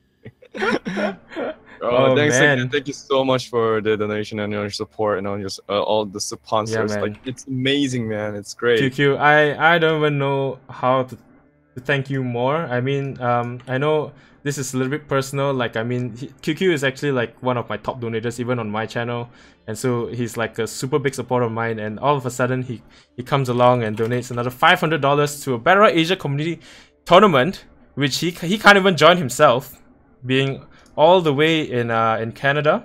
I'm sorry, I did tell everybody where you which country you're from, but hey, I gotta give you a little bit of recognition, I think, QQ. And, he deserves it. Yeah, $500. Oh man. Things got more serious now. Things did just get a lot more serious. So this is a lower bracket, I believe? Okay, so right now we have PPAP against Shiny Fools, and I believe Shiny Fools is actually the higher seed. This is the winners bracket, actually. Yes, I just remembered. Yes, this is the winners bracket. Up between the round 2 of the winners bracket, so it's still an Orman Temple night, because that's the way the tournament is fixed. All round 2 matches will be on Orman Temple night, and yeah, pretty intense fight here, I think, because Shiny Fools is actually the second seeded team, and PPAP is actually the third seeded team. So very intense match. I don't know if we will get something as intense as the first match as we saw earlier. So you should ready now. Everyone is ready. Let's go. Everyone's ready? Everyone picked their champs? Oh wait, shit, I think, yeah, they did. They're Jamila and Iva, and I think Shiny and Ufos will be playing Croak and Bako. Yes. Alright, okay. The team for PPAP, they'll be playing the same composition that they played in the previous match. And Shiny and Ufos. It was Iva and Croak earlier. Oh, that's right. Yeah, now it's Jamila and Iva. Okay. Oh yeah, because they wanted to play Jamila before, right? Yeah, but I think because they were the highest seeded team, they couldn't choose. Yeah, now they can choose now. Okay. Yeah. Ooh, that means I think the Turbo Me, the Jamila player right now, I think she has something to show with Jamila. I guess she's confident with her, right? Maybe, or maybe they know that Shiny Knight has been playing like a lot of Jamila recently. Shiny Knight has been almost exclusively solo queuing with Jamila. Yes, and, that's true. And so I think at Champ 5, I think that's the highest rank that he's gotten so far in the solo queue, at least in the season 1. And yeah, all 4 players, in fact, all GC, all 4, I think, according at least to last season, around the same global rank, roughly. Of course, Yufu's just a lot higher than the other 3, but the other 3 are around the same sort of solo queue rank. So this will be a pretty intense match. Pretty exciting, I think, hopefully. And yeah, and if you guys don't know, Yufus is actually part of the team of the Battlerite Asia 4 tournament champion team. And he did really well in the last tournament with his Bako play. So yeah, he's back with Bako, and we'll have to see what are they gonna do here. So no supports on each team. Both teams having DPS champions. Oh, very lovely. Really iframe there by Jamila. Since there are no supports in this comp, if you make any mistakes here, there's no going back. Yep. Once you lose your ton of HP, then there's no way you could. Oh, that reflect going down. And they got the orb as well. Oh crap! Not looking very good for the Jamila of the blue team. Oh, but nice incap there by Iva, saving the Jamila. Another incap goes down, and Reflector does come up, but Iva uses EXM1 to just penetrate through the counters. They're doing for the punish on Iva. Unfortunately for Bako, no. The croak out though. Jamila and 1 health left, and there he goes. And Shiny Knight is able to finish. Yep. Iva here has a slim chance of a 1v2, but unfortunately he got outplayed there by Yufus. That was some nice predictions. Basically. Yes. Red team wins the round. You know, you're making a bit of joke there. Change the payout to 5% each. Nah, that's okay. Payout 100% to the players. That's fine. Well, I'll get Tuni to give me some later when he wins the tournament. Of course, that is not for sure, not for certain. We don't know for sure if Tuni's team is gonna win or whose team is gonna win. They are the top seeds, so they have like the highest probability to win. True. So that's why I said that, not because I have any sort of favoritism or anything. But yeah, we understand. Yeah, but anyways, second round here on the first match. Yes, and they're going super aggressively onto Jamila. Jamila almost actually she is half health already. And they have no sustain, so they have to be really careful when they use their skills. If they miss one skill out, especially their mobility skills, they have no way of surviving through a lot of burst damages. Yeah. And Bako is actually really good at incapping one of the teammates because he's space. Look at that. Look at that, it's so quick. You cannot really dodge that like easily. If you want to react to it, it's just really hard. Yeah. Like for example, for Croak, like your spacebar is quite a decent portion of your damage. Like you don't really want to be using your spacebar for no reason. Exactly. And so, you know, forcing out oh, what am I saying? There's no Croak in the enemy team, but for Iva, for example, like you just to have your spacebar to like jump in to do damage is a pretty big part of Iva's kit, I think. And so yeah. Just look at how Yuful is actually playing. He's waiting, constantly waiting for Iva to use her space. And when she uses her space, he knows that it's going to be either the recast position or just the space position that where she landed. So, like, once Iva uses her space, like, Bako has like tons of more opportunities to have nice solid damage going with his space right there. And so he's just been doing it time and time again. 3, 2, 1, fight. They're doing really well with that. They're doing really well with holding their skills in. They know that they don't have any support or heals, so they are being super careful. Nice canceling going down by Ufuls to deny the counters and stuff. Nice stun on Jamila immediately. Down. Trying to go for the punish, but of course Jamila used her space to get out of the way. Oh, the counter is actually triggered. Okay. But they did not use. Oh man, wow, nice. Did one more mouse one. That would have gotten the orb instead. Oh yes, there was an incap space, but actually, that reflect just goes down and hits Iva again, and Iva is getting shredded here. He uses R, but that's not gonna save him. There you go. Once again, wow. As we said, like Iva, when he does the return jump, yes, Yufus just jumps onto exactly. Iva he waits immediately. For it. Yeah, exactly. Man, that's nice. That was a really nice out. That was nice clean.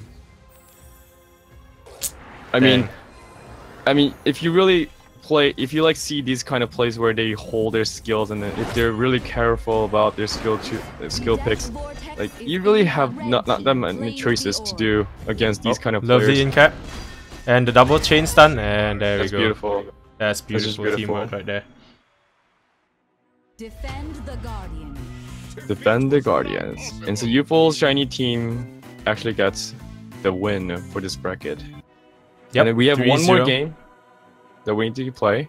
And I'm not sure if Agud and Cherubim players are going to still choose Jamila. I'm not sure. We'll have to see. We'll see if they want to change up their comp, or they're just going to go with what they're comfortable with, and hopefully somehow Jamila, they're going again with the same Jamila comp. Alright. Yeah, that was the first map, so yeah, second map right now. Yes. Jamila or Croak? Okay, so it seems like PPAP is taking Jamila once again. Oh, okay, so Iva and Jamila, the same team comp. Same team comp, and they're not going to change. Both sides are going to go with the same exact team comp. That's the first map. Alright, Shiny needs some time with getting his inhaler or something. And let's just, yeah, let's wait for him. Life and death stuff, guys. Yeah, so just give me a second. It's very important, yes. I mean, people can actually get really nervous about this tournament right now because, like, the price pool actually went up, and it's actually another itself, $15. So. Thank you very much, Johnny Brova. They rounded it up to $600. Thank now you, the price Johnny pool looks Brov. much better. Thank you very much, Johnny Brova. Wow, I mean, thank you, Johnny Brov.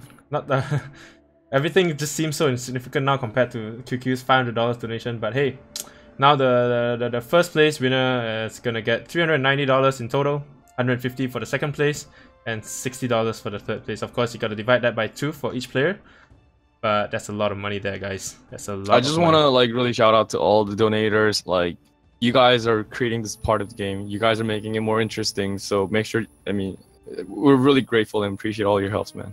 Yeah, man. Yeah. It's just a bit short shout out to you guys. All right. So same map, same comms on both sides, and we'll just see if whether PPAP can adapt to Shiny Fool's strategy.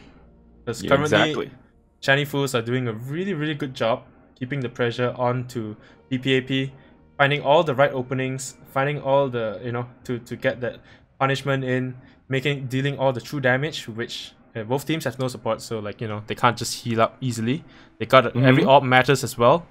Exactly. And so yeah, we'll have to see what PPAP can do to come back into this tournament. The second set starts now with the first round.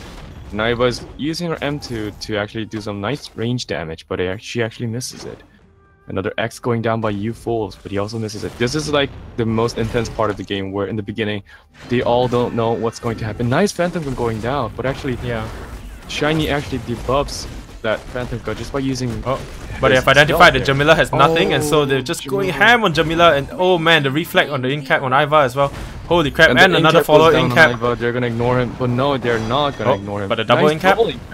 A nice double M2 going down as well. Nice. Oh, Youthful's down to 50% health.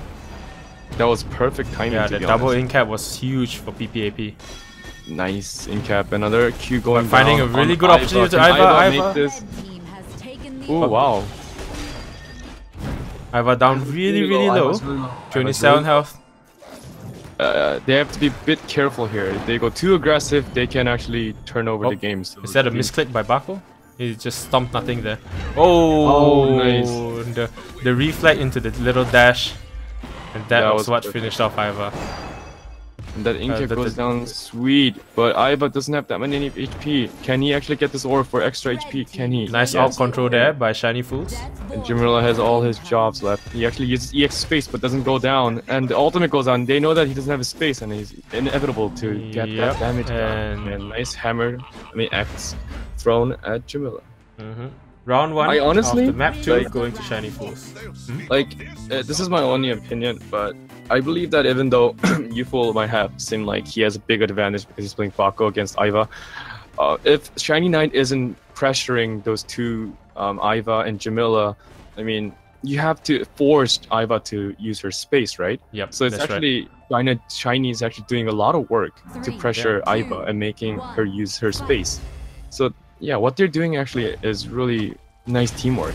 Yeah, of course. In the 2v2 tournament, like I mean, both players contribute 50% of the team, right? And so both players have to contribute almost equally as much if they want to have the highest chance of winning. But Iva down to 40% within the first 20 seconds of the round, and Croak as well. Oh my god, this is just so one-sided. What happened? They did a pretty good job sustaining themselves in the first round, but within I don't know less than half a minute, Croak is Chyill is already down. This is like really amazing, like the way how they actually engaged. And the in cap. Probably followed by a chain stun. And there goes Iva. I think Iva just gave up there. Yes, he knew that. I don't think it's even about him giving up. It's just the chain stuns, man. The Croak stun followed by the Bako stun. Yeah, very good teamwork there. I presume they're on voice comms right now. But, I mean, naturally, the prize pool right now is at $600 US split among all top three teams. Wow, you went to $1,000? What? What? What? Oh my god. What? Who? What? I believe it's QQ again. Oh my god. Yeah, another $400. Don't let the dream be dream. And yeah, QQ single-handedly donating 90% of the prize pool. Oh my making god, it guys. $1,000 US. I think Inu, you probably have to like update the title of the stream or something. I don't know. $1,000 US. Battlerite Asia Clash of the Assassins tournament. I'm sorry to say this shit just got real. I'm not even bothered like casting this match anymore. Like I mean, like what? Forget about that. Oh, sorry about that. I think the mic once again. We do have to keep calm, okay? We do have to cast. This is what they want to see, right? The whole donation is just for us to cast this amazing game. We can't be just talking about the money for sure. I mean, we do have this appreciation. We have a lot of time to do that later on, so let's yeah, that's true. That's true. All right, thank you so much for you once again. But yeah, let's get back to the game. This just made it really serious, guys. And I don't know. I was actually not concentrating as well, but somehow yes. Croak is actually really low right now, and also Iva is actually really low. Both are really low. The one more hit on Iva, but Iva actually gets the small green orbs. Very nice there, not proccing Jamila's counter. Shiny is staying there. Oh no! Oh. Yeah, Shiny was trying to get the Shiny. Orb, let's see if Ufools can turn this around with a 1v2. Ufool has ability. I believe he has ability. But can he actually take out? Can he do it? Oh, nice little reflect there. Wow, that was actually really nice Q there. Oh, and the ult. Oh, now it's a one-on-one, guys. Can he do this? Can he actually get the green Unfortunately, orbs? he did not get the green orbs. Jamila has taken it. He just needs to walk away. Oh no! All Jamila needs is 1E. 1E is all it needs. Well done there, PPAP. The first round in this matchup. I think the moment they know that it's a $1,000 prize pool, they're like, screw this, we gotta win this, man. We gotta fight our hardest. We're coming back in this. Could the reverse suit be real? Johnny Brova saying maybe if we donate in uneven numbers, QQ will donate more. I don't know. At this point, I feel like I don't know, man. Let's participate. I know, right? I know there are a couple of people who actually dropped out of the tournament. Like maybe there's something going on, and like they. But right now, I think maybe, you know, they might be regretting it, man. $1,000, they have a chance at it. Even this is really interesting now. Yeah. Alright, so let's just concentrate on this game for now. Okay, so the game has started, and then actually Ufools and Shiny is getting a lot of damage going down because there was a nice Shiny down to less than half health. Yeah. PPAP doing really solid job taking the health down. Oh my god. And down. Wow. That was a nice burst damage on Iva and Jamila. What happened, Shiny? Is he having some hard time with his... Yeah, Shiny just got shredded there. Nice teamwork. That was just purely nice teamwork. I couldn't say anything else but that. Yeah, PPAP finding the teamwork that they needed to come back in this map. 2-2 so far in the second map of this round. Oh man. Yes. Look at Chinese score. It's like 52. He just had no chance of damaging or doing anything, man. Yeah. Are they maybe misplaying? Shiny Fools? I don't know. I think he just got so nervous just because. Yeah. or I mean he did say he needed his to get his you know, I think he's having maybe his asthma attack. I don't know, man. Oh, let's see what he can do here to come back. Let's hope that he can play. But look at that damage going down on Bako. No, Bako actually uses his space earlier than Iva's, and that's really a disadvantage for Bako man, players. Bako down to half health. Are they gonna punish Bako? A nice stun going down by Shiny Knight with his Q, but can he actually get Jamila out from this game? Youthful is actually very low, and the blue team gets the orb. Yeah, Youthful's being low is actually a bigger deal than Shiny being low, because Youthful is actually the main source of their orb control. Yes, so exactly. him having low health means that he's not as able to contest for the orb, and there down goes Youthful's, and that most likely means PPAP is gonna take the second map of this round. Yes, that's right. Oh, these are really intense, guys. I mean, after all, it is the second seed and the third seed right now going up against each other. And yeah, this just is getting more crazier, man. I mean, they had a really nice turnover. I thought Youthful and Kenny would have the same tactics and just bring it right into the game, but no, it actually didn't. Yeah, like, so the reverse sweep was real, guys. The reverse was just Did I real, jinx it? I'm not sure, but PPAP is really working hard for their money right now. I'm not sure if they actually know that the price actually went up that high though. I'm pretty sure they did. Youthful's typed it in all chat in the game. I'm not sure if they understood it though. I'm just saying. Yeah, maybe they did. I think they're just gonna fast forward it and say, okay, same comp, both teams, same teams, and just pretty much fast forward to the third map of this round. Are Youthfuls going Baco and Krug again? Are they? Yes, and I don't know whether Charbomi and Agar will choose. I think they're gonna choose Jamila, but are they gonna change Iva again? I mean, they did a solid job on the second map right there, and yeah, I mean, maybe they found something to counter the Croak Baco comp that the Shiny Fools have been playing. Okay, so it seems like, I guess it's the same team comp. Okay. All right, same team comp. Yeah. All right then. A lot of people are like regretting that they did not join. Bear in mind that the third place right now will probably win like $100, and that's almost as much as the first place before the tournament even started. All right. Exactly. So, yeah. Really intense right now. Holy shit, indeed. That's right. Yeah, let's not really concentrate about the pool right now, because we already know that it's there, and let's just concentrate who's gonna take the money. That's what's more important. It doesn't matter how much it is. Let's see who gets the honor and the glory for this fight. Yep, that's right. And as you can see, you guys are like missing out this great plays, guys. These are really elite players for Battlerite Asian community, and they're showing us really unexpected movements, unexpected skill shots, and their team comp is just amazing. It's something that you will not see every day. So let's just hope to see more actions coming down right here. Yep, that is right. So the third set starts, and then the first round is just about to start in 3 seconds. And let's go. Okay, so let's see if Shiny Fools can adapt to whatever that PPAP did in the previous round. Exactly. But certainly PPAP did a really good job in adapting in the second map there. And they're definitely playing a lot more carefully right now. Definitely not as aggressive as they did in the first map.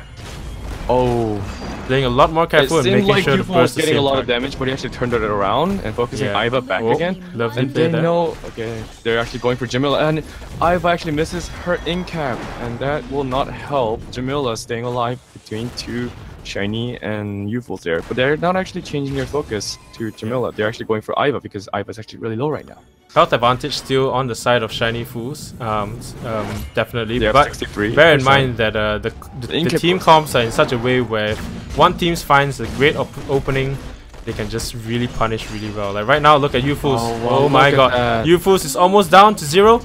But he's still made it. He's still Iva's going in, trying to go for the kill. The burn is too short. Nice in kick going down. Jamila also down really low. But Baco is definitely lower. It's almost like one rocket away from dying. Can they finish this? PPAP definitely smelling the blood and trying to take down Youthfuls. No, the nice reflect there. Oh. The stun, but he actually has orb will really matter, and Red team actually did get a perfect play there.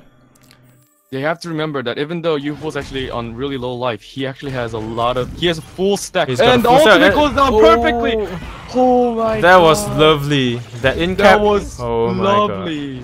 Did you guys see that? Youthful just reflected Iva's EXQ and EXE, and right down he uses ultimate to finish off Iva right there. Yeah, really lovely place right there.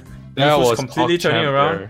That that really disadvantage, basically, really big disadvantage. That was PogChamp, It was guys. just so back and forth, guys. Like Shiny Fools had the advantage, then PPAP had the advantage, and then Youfuls just like said, nope. Here's your in cap, and I'm gonna charge you, and you're gonna die. It's like, even though, okay, sometimes I think in this game, when you have lower life, you have more advantage in a way that you have like the psychological advantage, because they're gonna chase after you and they're gonna be so aggressive on you. So you have all the counters and all the defensive mechanisms that will go straight on. And as I speak, where did Jamil HP go? They just got shredded. Oh, nice reflex there as well. Youfu's really on point with all the reflex. That's amazing. Whoa, that was a lovely in-cap. Croak was invisible when Iva did the in-cap. Not that it matters because they didn't really punish Croak. But Jamila almost down low. Doesn't have her counter up right now. And I think Shiny Knight is able to finish, but the in-cap goes down and a nice heal going down by, oh my gosh. And a nice EX mouse too as well with Jamila, because that means Croak cannot trade with her and has to back away. Iva down really low as well. Shiny. The ultimate goes down. Can Iva dodge this? Damn it. No, he cannot. And the round goes to Shiny Fools. Once again, 2-0 in favor of Shiny Fools and PPAP. Can they find the magic that worked in the second map and do a reverse sweep another time? That is amazing, guys. That was a nice turnover and reverse. I mean, Shiny Knight has a moment when he was about to just go down, but he actually made a turnover. Jamila was just about to finish Shiny, but he was able to do it again. And also, so is Youful as well. Nice team comp, nice teamwork. Yeah, nice teamwork from both teams actually. Both teams doing a pretty solid job so far. But can they finish this? Bear in mind, we're not even in our finals yet, okay?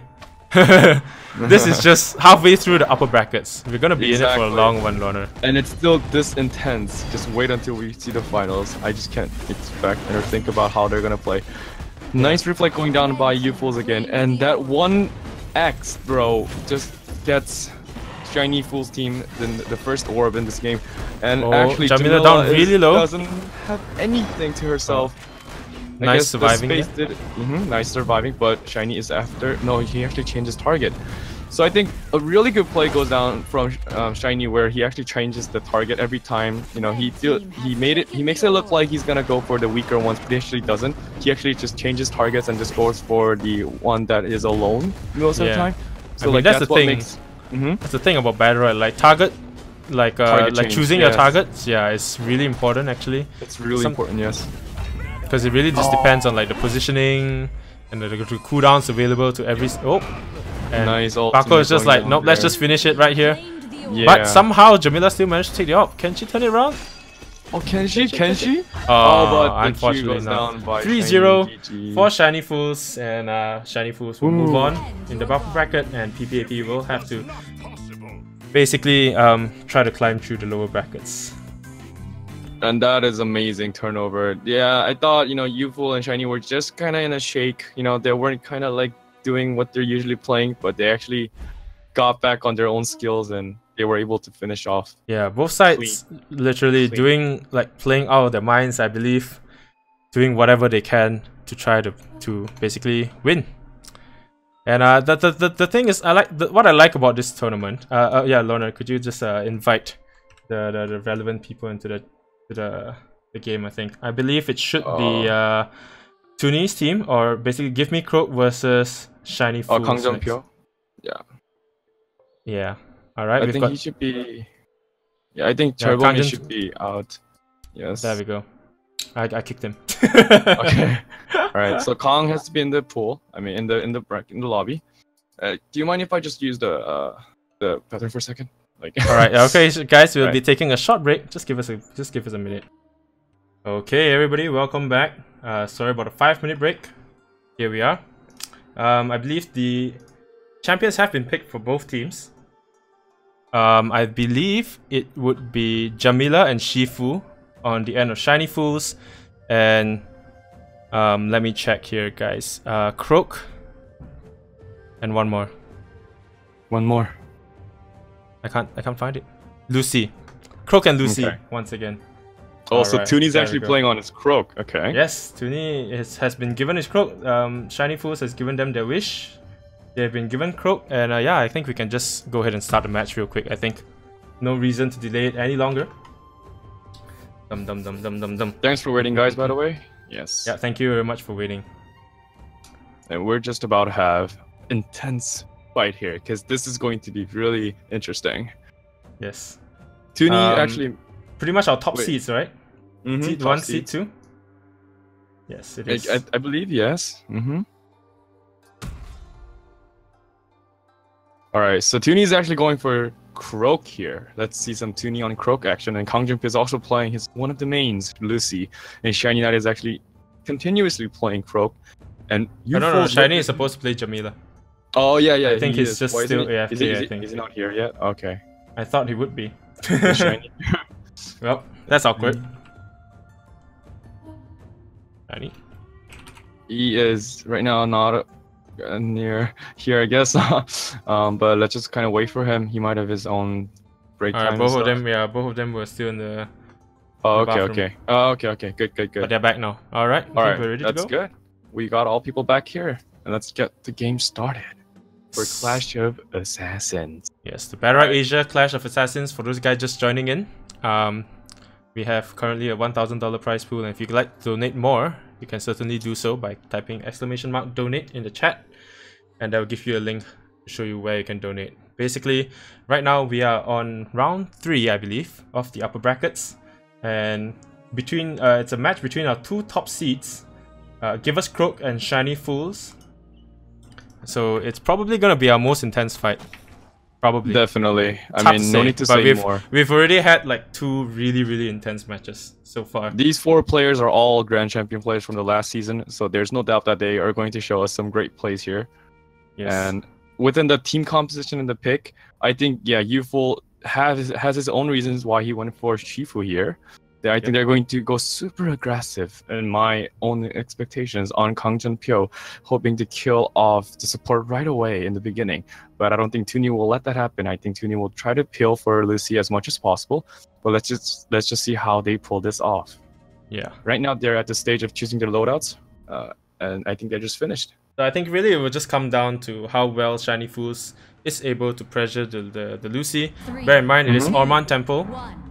Yeah, which means it is terribly in favor of Shiny Fools having 2 melees, and of course Kang Junpyo will try to just stay mounted. Look at Kang Junpyo. Just don't even dare to come off the mount. Basically, you know, the moment Toonie goes out of sight, and Shiny Fools tries to go in Kang Junpyo. So backed up all the way to their base. Yeah, Lucy of course trying to make some space for herself. Toonie's actually in cap, but the panic actually doesn't go in. And Kang Junpyo is trying to get the orb. Can they actually get it? Really close. Blue team got it eventually. Nice job there. 20 damage just finished off the orb. And Yuful's trying to give more pressure. Nice double in cap. Can they actually do some burst damage here? Unfortunately for Shiny, that hook did not land. To walk out, and that perfect. That is a big commitment there by Kang Junpyo, using her out. Yuful is not going to make it, can he? No. 1 health left. But he's going to take the orb though, so that is a little bit of health. This is amazing, like how Kang actually peeled so hard. He's actually really low, to be honest, but no, he actually made it out. It was a big gamble, honestly. That ult, it was really. He knew he wouldn't have a roll. He would be stuck between 2 melees, but he's like, screw it, let's do this.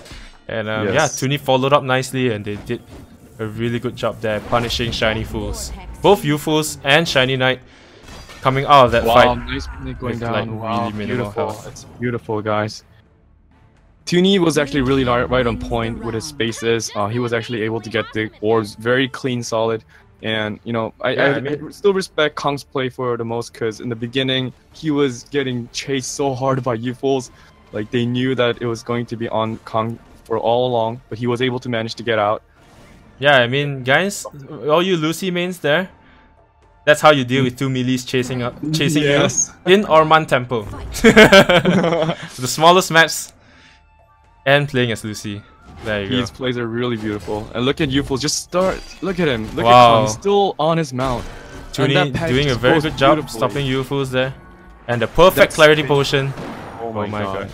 They are a little bit separated right now, but it seems like Shiny Fools maybe changing their targets onto Toonie. Oh, wow. Perhaps maybe trying to overwhelm the Toonie and not let Kang Junpyo heal up Toonie as much.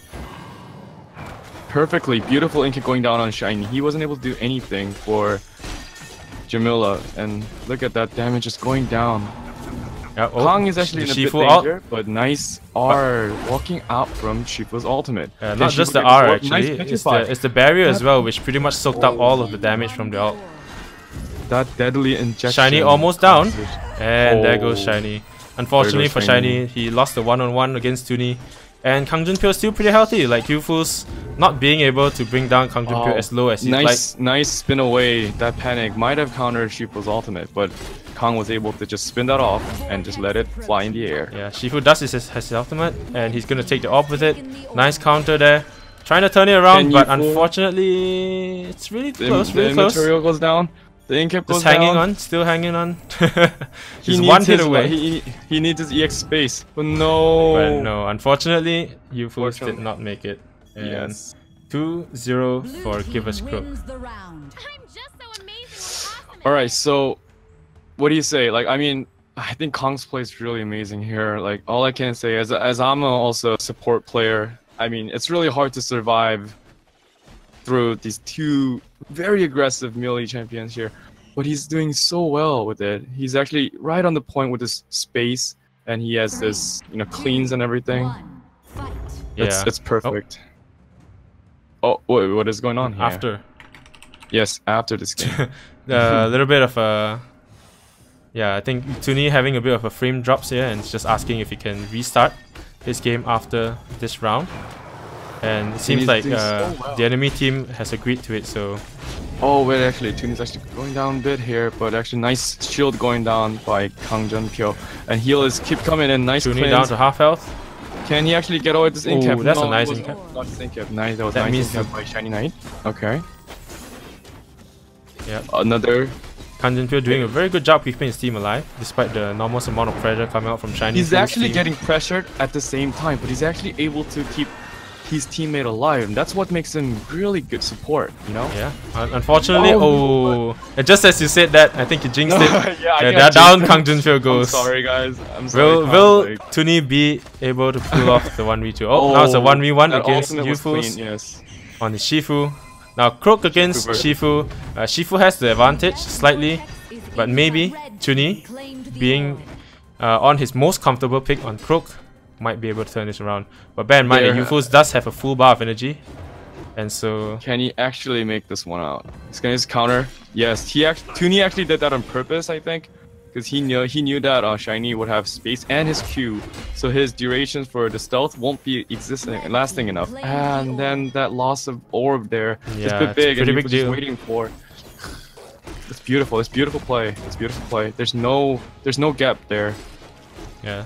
No opening for Tuni to basically get the damage that he wants onto Yufu's, basically. No orbs for him to take. No, that is one round for Shiny Foods. 2-1 so far. Red team wins. Even though they lost this round, they still have the advantage of the whole round matches. So, I guess yes, Give Us Croak team has the favor. Yeah, I mean, for Shiny Fools, I think their game plan hasn't actually changed much. Their plan is probably still to punish Kang Junpyo, but the difference in this round, or the round that just passed actually, was that they actually did manage to find a good opening and take down Kang Junpyo from about 70%, I think, down to 0 almost immediately. Yufu still going super aggressive here. Nice prediction there. Nice prediction, yes. And Shiny is going on to Kang Junpyo. Both of them going really aggressively for Kang Junpyo. Phantom Cut going down, the rollout was too early and Kang wasn't able to dodge that. Unfortunately, Tuni and Kang Junpyo are separated from each other. Yufus and Shiny trying to capitalize on that, but not quite able to. Nice tactic, yes. And Tuni peeling for Kang Junpyo, but... What's happening? No, Kang cannot stay alive from this first damage. Yo, can you actually see like a replay for this? That was like, there's no replay, but what happened there is Kang Junpyo used his R to roll back to his base, and after that he didn't even have any energy to use his R, even if it came off cooldown, and just got stuck. That's why Almond Temple is a pretty bad map for a lot of supports. Pretty good map for a lot of melees, because you get stuck in these little chokes This little corners that you just can't get out of. This is what we were exactly talking about in the beginning of the match when we said there will be a lot of walls, and this will be very advantageous for especially Shifu and Jamila, because they both use their walls. Like for Shifu, he uses spear to, like, you know, get engaged within the shorter range, and then it's very advantageous for both melee players at this moment. Yeah, Tuni right off the bat taking a lot of damage. Already some max health gone from that, and the double in cap, very huge there. Beautiful. The counter is up, but nobody hits it. Yep. Tuni's trying to deal some damage on The important thing is Lucy being able to run to the center, because that's what she wants. That's where she wants to be at. And that's a pretty big orb, I would say. Because they started off in the back foot, but now give us Croak coming back in the round. If they can take this, they would be in a pretty strong start in this matchup, because they would take the first map. And so yeah, I think they really want to win this round. He saves his Shiny. Oh no. Shiny down to 1 health remaining. You cannot let him have the orb. Oh, yes, but Tuni still got it. Actually, still got the orbs. And Kong actually is on his mount again.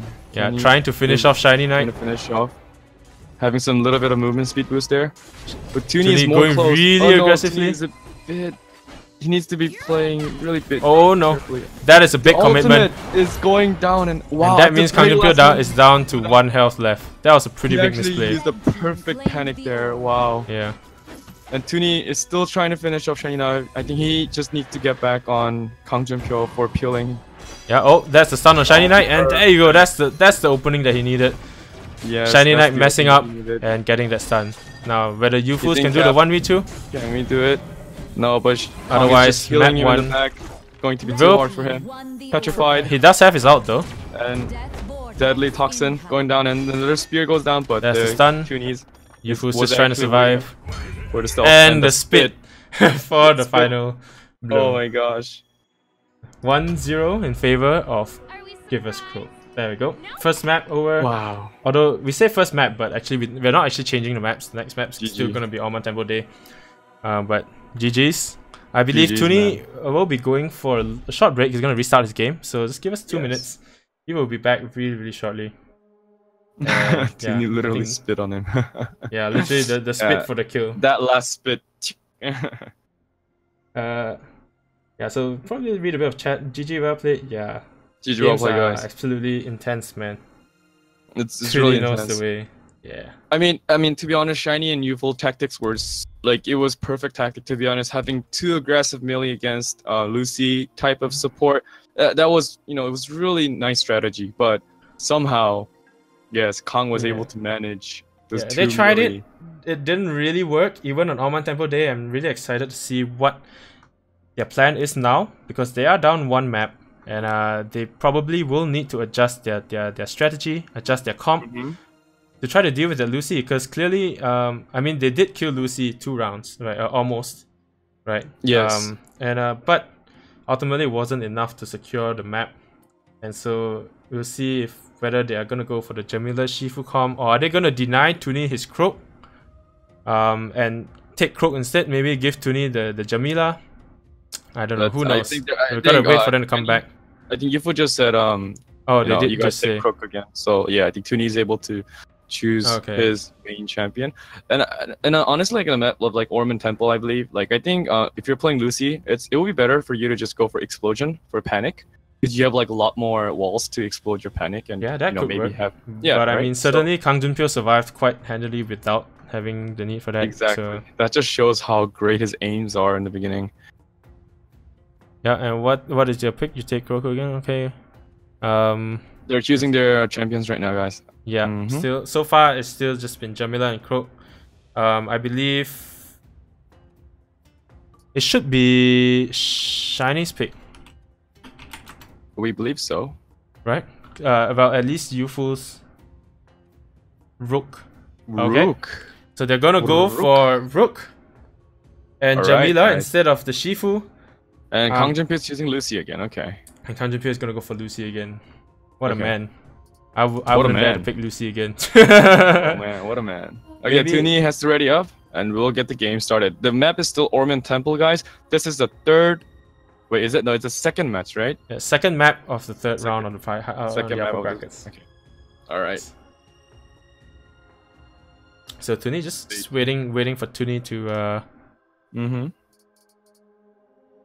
ready up. I'm not sure what's holding him up.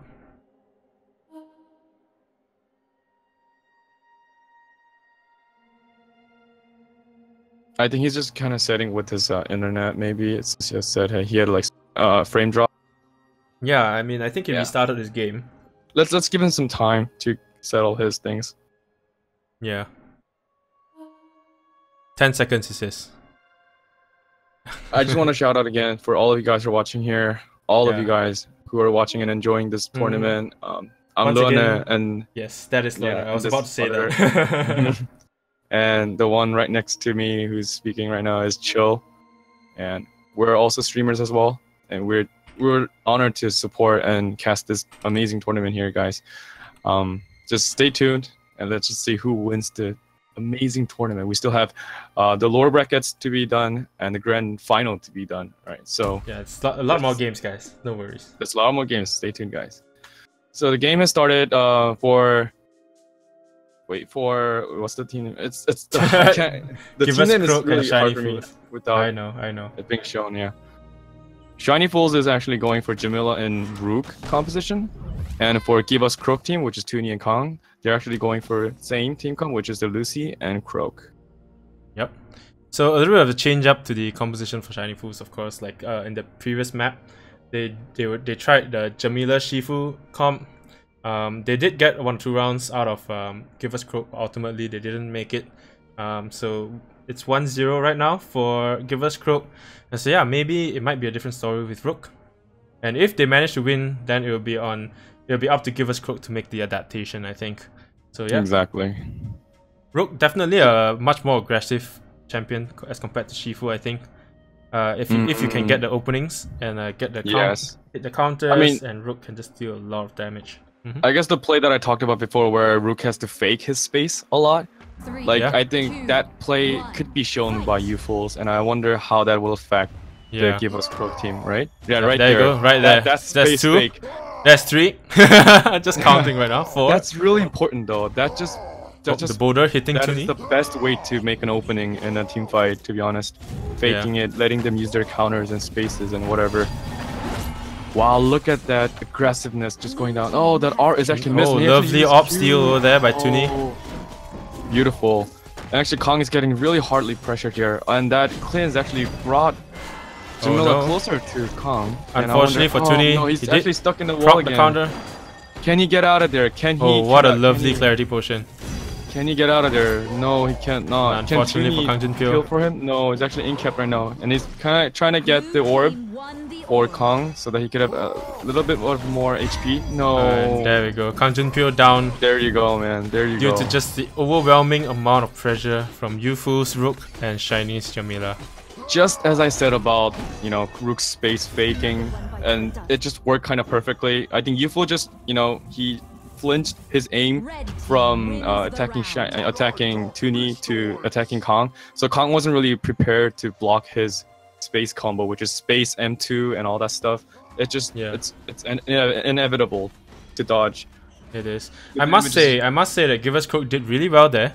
They stayed in the sides of the map until the orb is about to spawn, at which point they go in and try to contest for the orb. But unfortunately, I think there was a bit of miscommunication and a little bit of misplay there, a bit of lack of teamwork, where they sort of broke each other's in-caps, broke each other's petrify, and yeah, ultimately Kang Jin Pyo just couldn't survive. Just too many things to deal with, and yeah, so the first round going in favor of Shiny Fools. So Shiny Fools team comp, the main I guess the role for their teams to do is that they need to split Kong and Tuni as much as possible, so that Tuni will not have his heal and his shield, and while Kong is actually gets more easily focused if she's by herself. Nice. That was a nice in-cap by Yufu's. Oh, nice, what a lovely petrify. Oh my god. But can they actually do a lot of damage, but not really. Can she survive? She's got no energy. Kang Jin Pyo has got no energy. The barrier just to stay alive. And Shiny Fools knows that they can't damage through the barrier. They're like, okay, Lucy buried herself. Let's just go for Croak. That's really important. When you're actually fighting Lucy, you just have to really concentrate on who Lucy is protecting. If she's protecting herself, you can either go for the other enemy, and if she's uses for other teammate, then you know that it's Lucy to go for. Yep. Because barrier actually consumes about like 50 damage. It's a huge damage. And yes, it's a lot of damage. A lot of damage. True. But and actually, Toonie is able to get the orb. But look at you fools. He's having his advantage, and he's just playing so calmly. And with that patience, all the reads though. All the reads by you fools. I guess if you like, sit back and play this game with the more relaxed mindset, you get to see more things coming into you. And look at that, just predicting every movement that Toonie's making. Yeah. This is like really great reverse from Shiny Fool's team. Wow. 2-0. And really wondering what Lucy can do to sort of come back from this. I mean, we see Chyill just struggling to survive. Just using everything that he has just to survive. And Croak really isn't the best champion to peel for his teammates. Exactly. Like, there's only all he has is an in-cap or stun, but he needs to be in melee range to do that. And yeah, just Rook is just really strong for chasing down a poor Lucy. I guess Shiny's change on his Shifu to Rook has been. Oh no, that is a lot of skill going down by Yufos just as I speak. He actually wasted his space. He wasted his M2. But look at him. He's actually. Perhaps maybe they can find this opportunity to punish. But unfortunately for Chyill, he cannot play as aggressive as he would like, in the previous matchup, because it is up against 2 melee. Any small mistake and he will be punished, and he will lose like probably a majority of his life. Like right now. Look at him. It's just really tough. And I just like how Yufu's actually using his arc to just not in-cap, but to like push Toonie away from Kong. As I said before, the whole main reason what they're fighting for is that they need to split their team positions. Exactly. Yes. So pushing and using arc just for push is actually really nice in this kind of matchups. Yep. There you go, the barrier on Lucy wasted. Unfortunately, there's no in-cap there for Rook. I wonder if that Petra Lucy's was still running for her life. Oh, what a nice clarity potion. Oh. Okay, so I really feel very impressive about the target change between unfortunately for Toonie. No. Right. Chyill immediately going for the ult, trying to turn it around to a 1-on-1. Because that's when she will have the most chance in a 1v2 situation. Kong just faked his panic to you fools, but yeah, he wasn't able to pull that off on Shiny, and it just didn't work. 1-1 now, and we'll go on to our third map. Yes, this is our third map game. It was a pretty convincing Shiny Fool's victory there, 3-0. So yeah, what do you think Toonie and Chyill can do to come back in this match? I believe that Kong will definitely choose like a different support for sure, because Lucy is definitely not working. It's either Blossom to block Rook's space, or it's either Paloma for other side and all that survivability. Yeah, kit. with the panic and all that in melee But then range. you gotta think again. If Uful decides to, you guys. I mean, they tell what they're gonna play, but let's see what they're picking right now. Uful has decided to go with Shiny Fools has decided to go with Jamila and Rook. Yes. KJP is thinking about what could he play. I think Blossom and Paloma can come in a really strong pick. Yeah. For sure. I'm not sure how. Yeah, we have to see what KJP feels like playing. Bear in mind that this is the upper brackets, so even if Give Us Cook loses this match, they can still come back up from the lower brackets. To hopefully take the win in the grand finals. If they make it. The grand final is the fight between the higher bracket and the lower bracket. So even if you lose, you still have another chance to take the win. Yeah, exactly. Yeah, it's really hard to for Lucy to win an Ornament Temple, especially. Like, this map has a lot of walls, and it's very capsated, and the area where Lucy can move around is very limited. Yes. So they need to really think about the whole concept of the map as well, the whole scenery of the map, like, because there are certain characters that have their strongs and weaknesses, this depending on which map they're playing on. So I think Chyill and Toonie is actually discussing about what team comp they're gonna play. They have figured out that surely against Rook and Jamila comp, Lucy isn't good enough. She doesn't have enough. It's a pretty important decision. I'm not gonna rush them. Let them take as much time as they need to decide what they're gonna pick. For for those of you guys who don't know, all the games before the grand finals have already, like, the maps are already preset, and that's why we're playing on Alma Temple Day. Otherwise, it's quite likely that you won't see this map. The reason for having these maps is because Croak and Jamila, of course, thrives on these kind of maps, and so to highlight their strengths, these maps have been picked for all the matches before the grand final. And only in the grand final will we have map bans and champion picks as usual. So yes, it seems like they're gonna go with Poloma. All right. Yes, Poloma. Loner being a Poloma main himself, and of course myself, a Poloma main. I would love to see some Poloma action here. All right, so they have figured that, you know, walking and strolling around with Lucy isn't going to help. So they need some, you know, long iframes, which is what Poloma has as her strength, which is the other side skill. I wonder how Kong will pull this off against Rook and Jamila though, because Rook is actually really good against Poloma, because Poloma has very good. It's really hard to actually counter Rook as in Poloma. So I wonder how Kong can actually pull this off against Youfuls, because he's not just a normal player. They're all Grand Champion levels. So I'm actually expecting a really interesting game here. How do you say, Chyill? Yeah, man. Like personally, as a Poloma player as well, I have a lot of trouble against Rooks, and Jamila is okay, but Rook especially somehow just gives me a lot of headache playing as Poloma. So we will have to see what KJP will go with. Naturally, the advantage is still, I think, towards the double melee comp. KJP being a support player means that he can't change to something else. Like, I mean, he has got to play something that he's familiar with, and so Poloma it is. And I think what rights Poloma goes for is probably quite important here. But more importantly is whether Tuni and Kang Junpyo can summon up the teamwork that they need to basically stop Youfuls and Shiny from basically just killing Kang Junpyo right off the bat. They're actually focusing right now on Jamila right now, and there has been a lot of burst damage going down. And right on time, but the EXQ gets actually misused here.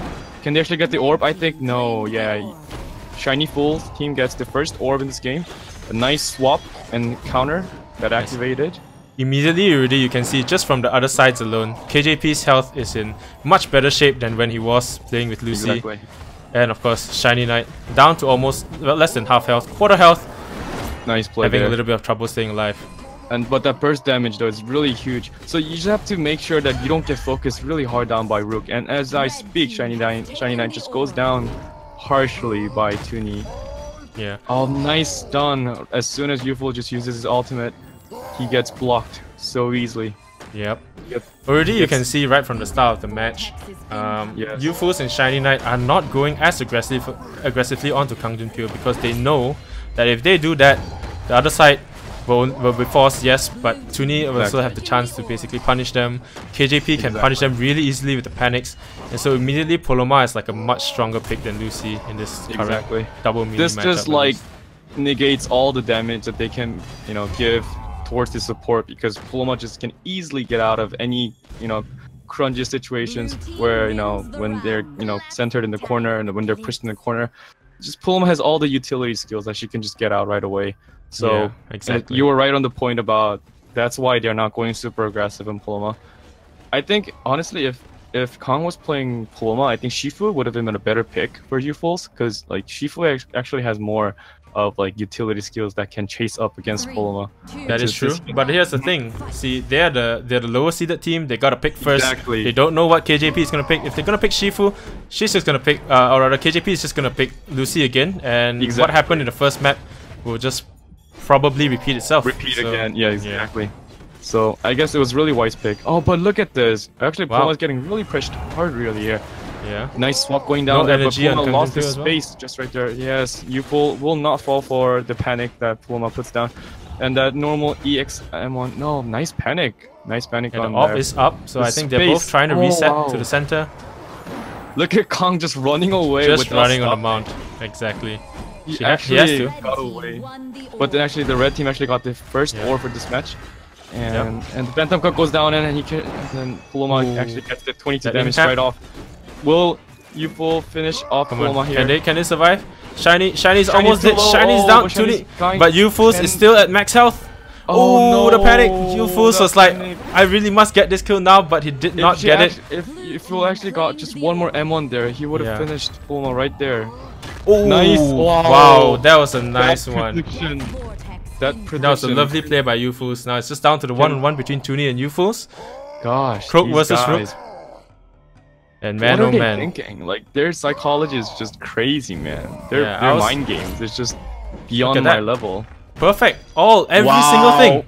That is Tuni just completely getting outplayed. And every step of the way, he was invisible, but Yufus just hit everything. What the heck? He guessed that stuff. What is this map hack, guys? What is this? Yo, Yufus, he just guessed. Yufus with the impeccable play, hitting every single thing while Tuni was invisible. This is crazy, guys. This Cheating, is guys. one crazy match, Yeah, you get some POC champs in there in the chat. That's right. Oh my gosh, guys. I was about to say earlier that if Tuni and Chyill can stabilize, they will win the 2v1 in the long run, of course. But unfortunately, like Yufus, with the full bar of energy, just completely demolishing Chyill before he can even get a chance to stabilize. And now we're up 1-1 on our third map, and we shall see. Just look at that. Just look at the weight on Shiny and Tuni with that Q and the counter. Like, they know that they're not gonna hit each other, so they use their counters at the latest, and they know it. Exactly. And look at other side being forced out, and Paloma immediately being the primary target of Yufus. She has nothing Knight. Now. She has nothing. Oh, actually, she actually has another side now. Okay. Right. Rook changing target to go for the orb. Nicely. Just Body blocking the orb as well. I think Shiny and Yufus definitely reduce the damage. Just in time with the spacebar. Unfortunately, Tuni getting caught up by the in-cap. The Phantom Cut goes down, and another nice KJP having the space in there to save Tuni. The orb is really important at this point. Their HP bar is actually really similar, 58 to 50%. A nice swap going down. Another EX Shiny Knight really low. Oh, the Phantom Cut goes in. Does he have his other side? No! No, unfortunately. People actually in-capped her in the right time. I don't know whether she had her in-cap, her other side or not, but she wasn't able to use any of her skills. Because of the in-cap. That was a huge in-cap. That was beautiful. I'm not sure how this game will go because... Wow! Oh, what a lovely play there by Tuni. What a lovely play. That was beautiful. Beautiful orb control. That was beautiful orb control. That 2 HP left on orb. And Tuni was so calm that he was able to get it. That nice cancel. Really lovely play. Tuni wants his revenge. He lost his 1-on-1 against Yufus earlier. Admittedly, he does have a health disadvantage earlier, but now Tuni is back and says, Yufus, I want your life. Beautiful. Give me my win back.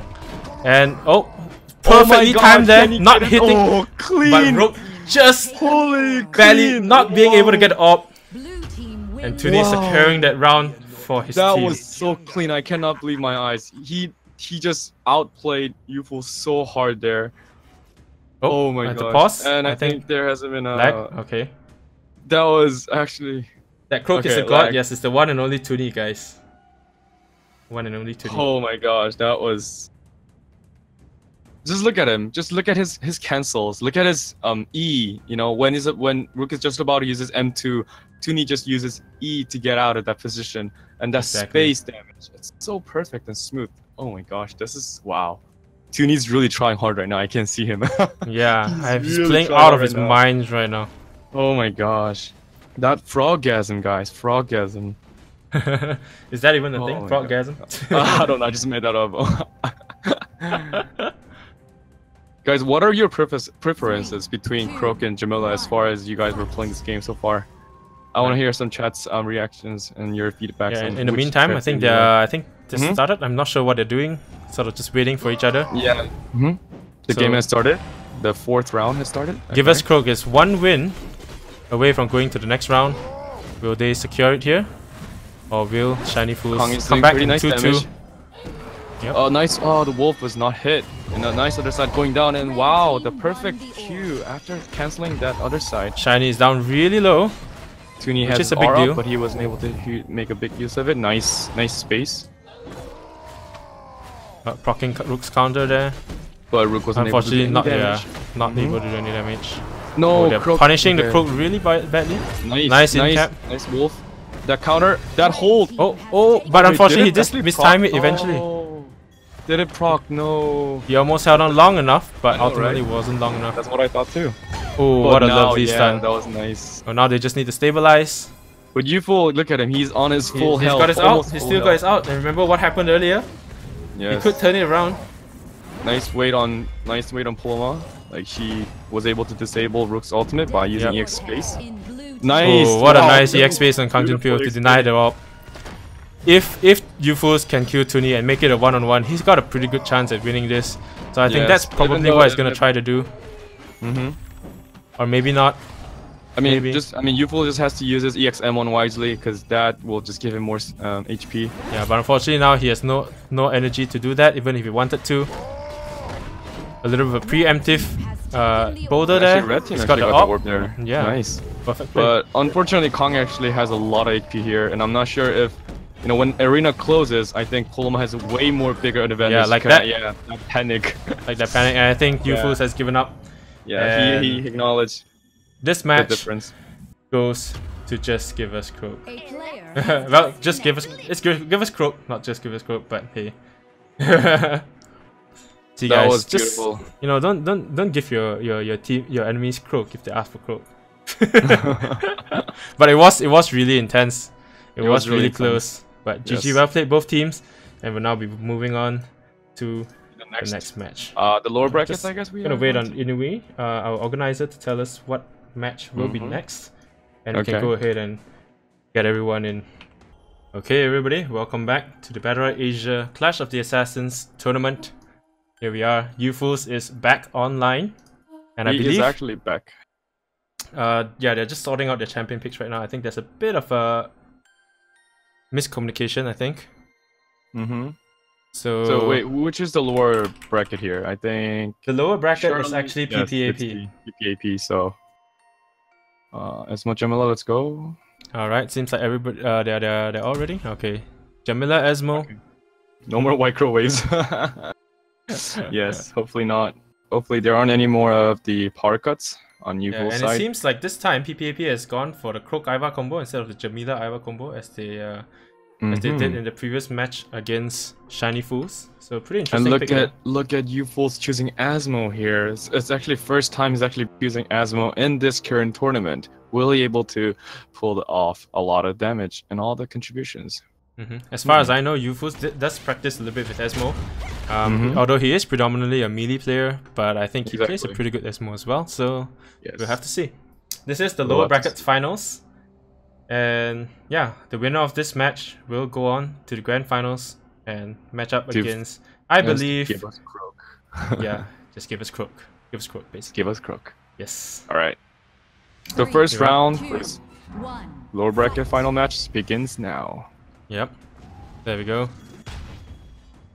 So starting off there with the Mausu, trying to see if he can catch anyone off. Unfortunately not catching anyone off. It'll be kind of Iva dropping pretty low. Yufus, both the range characters are dropping pretty low. Yuful actually has lost a lot of HP here. Can he actually bring it back? He actually misses his M2.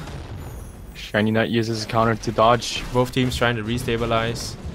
They're actually fighting almost 1v1 now. They're not actually really concentrated on the focus. Yeah. Oh, wow, nice, that was a lovely out into pool.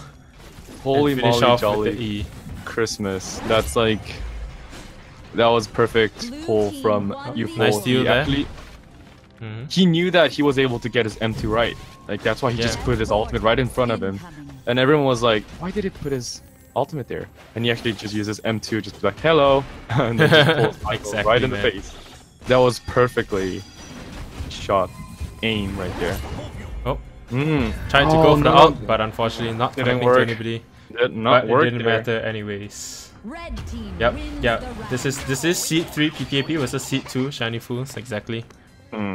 So I guess it's really hard, honestly, to be honest. Like, I mean, if you were to think about how Iva's in-cap works, she needs to be really right on point and has to have really good aim. But if you're actually facing off, let's say, Asmo and Jamila, which they're like really like, you know, playful characters, it's really hard to hit their in-caps on the point.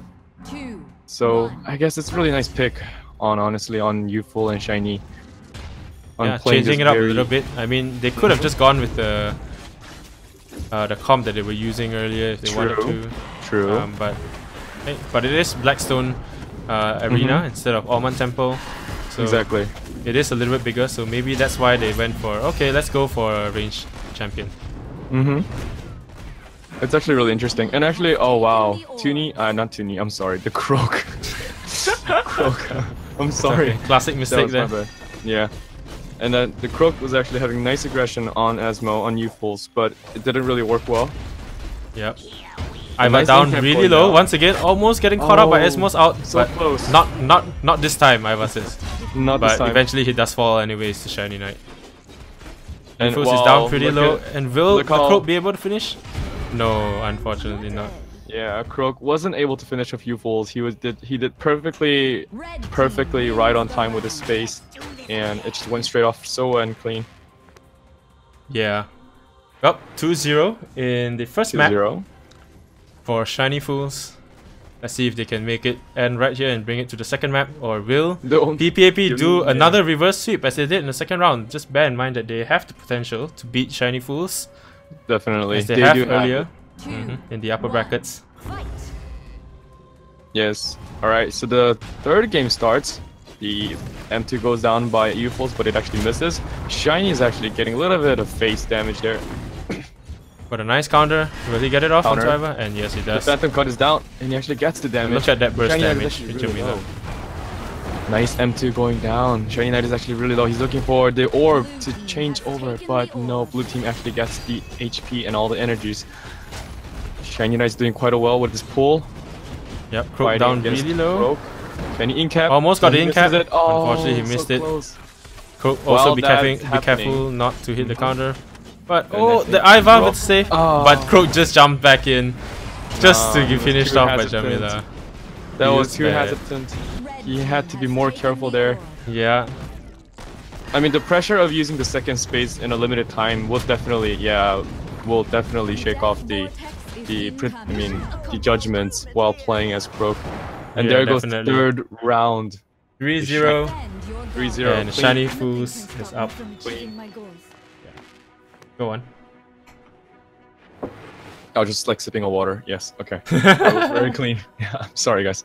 Okay. So 3-0 clean. And I'm not sure if they're gonna change the team comp. I think that like what they have as their strength, as in PPAP, is that they really like Iva and Croak composition. They've been using that team comp all along.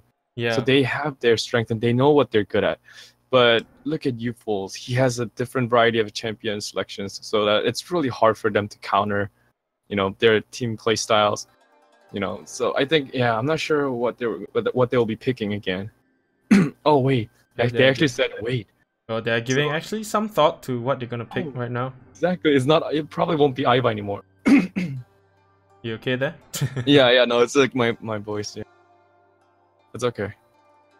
Alright, anyways, PPAP taking a little bit of time to pick whether they want Jamila or they want Croak. Because clearly they picked Croak in the previous round, the 3 rounds, and that didn't work out so well for them. Perhaps they went with the Croak Iva comp because that was what they used to climb back up from the lower brackets, and so that's why they went with it, but clearly it doesn't work against Shiny Fools. And maybe this time they might be tempted to take the Jamila. Okay, and they are going with the Jamila Iva. Okay. So they still didn't change about the Iva part. No, and Shiny Fools is gonna go with the Esmo once again. Alright. Okay. So it kind of shows that Shiny did practice a lot with Jamila, and that shows a lot there. Shiny has been playing really well, to be honest, as Jamila. So I think they actually felt a threat there, and they actually... Oh wait. Okay, yeah.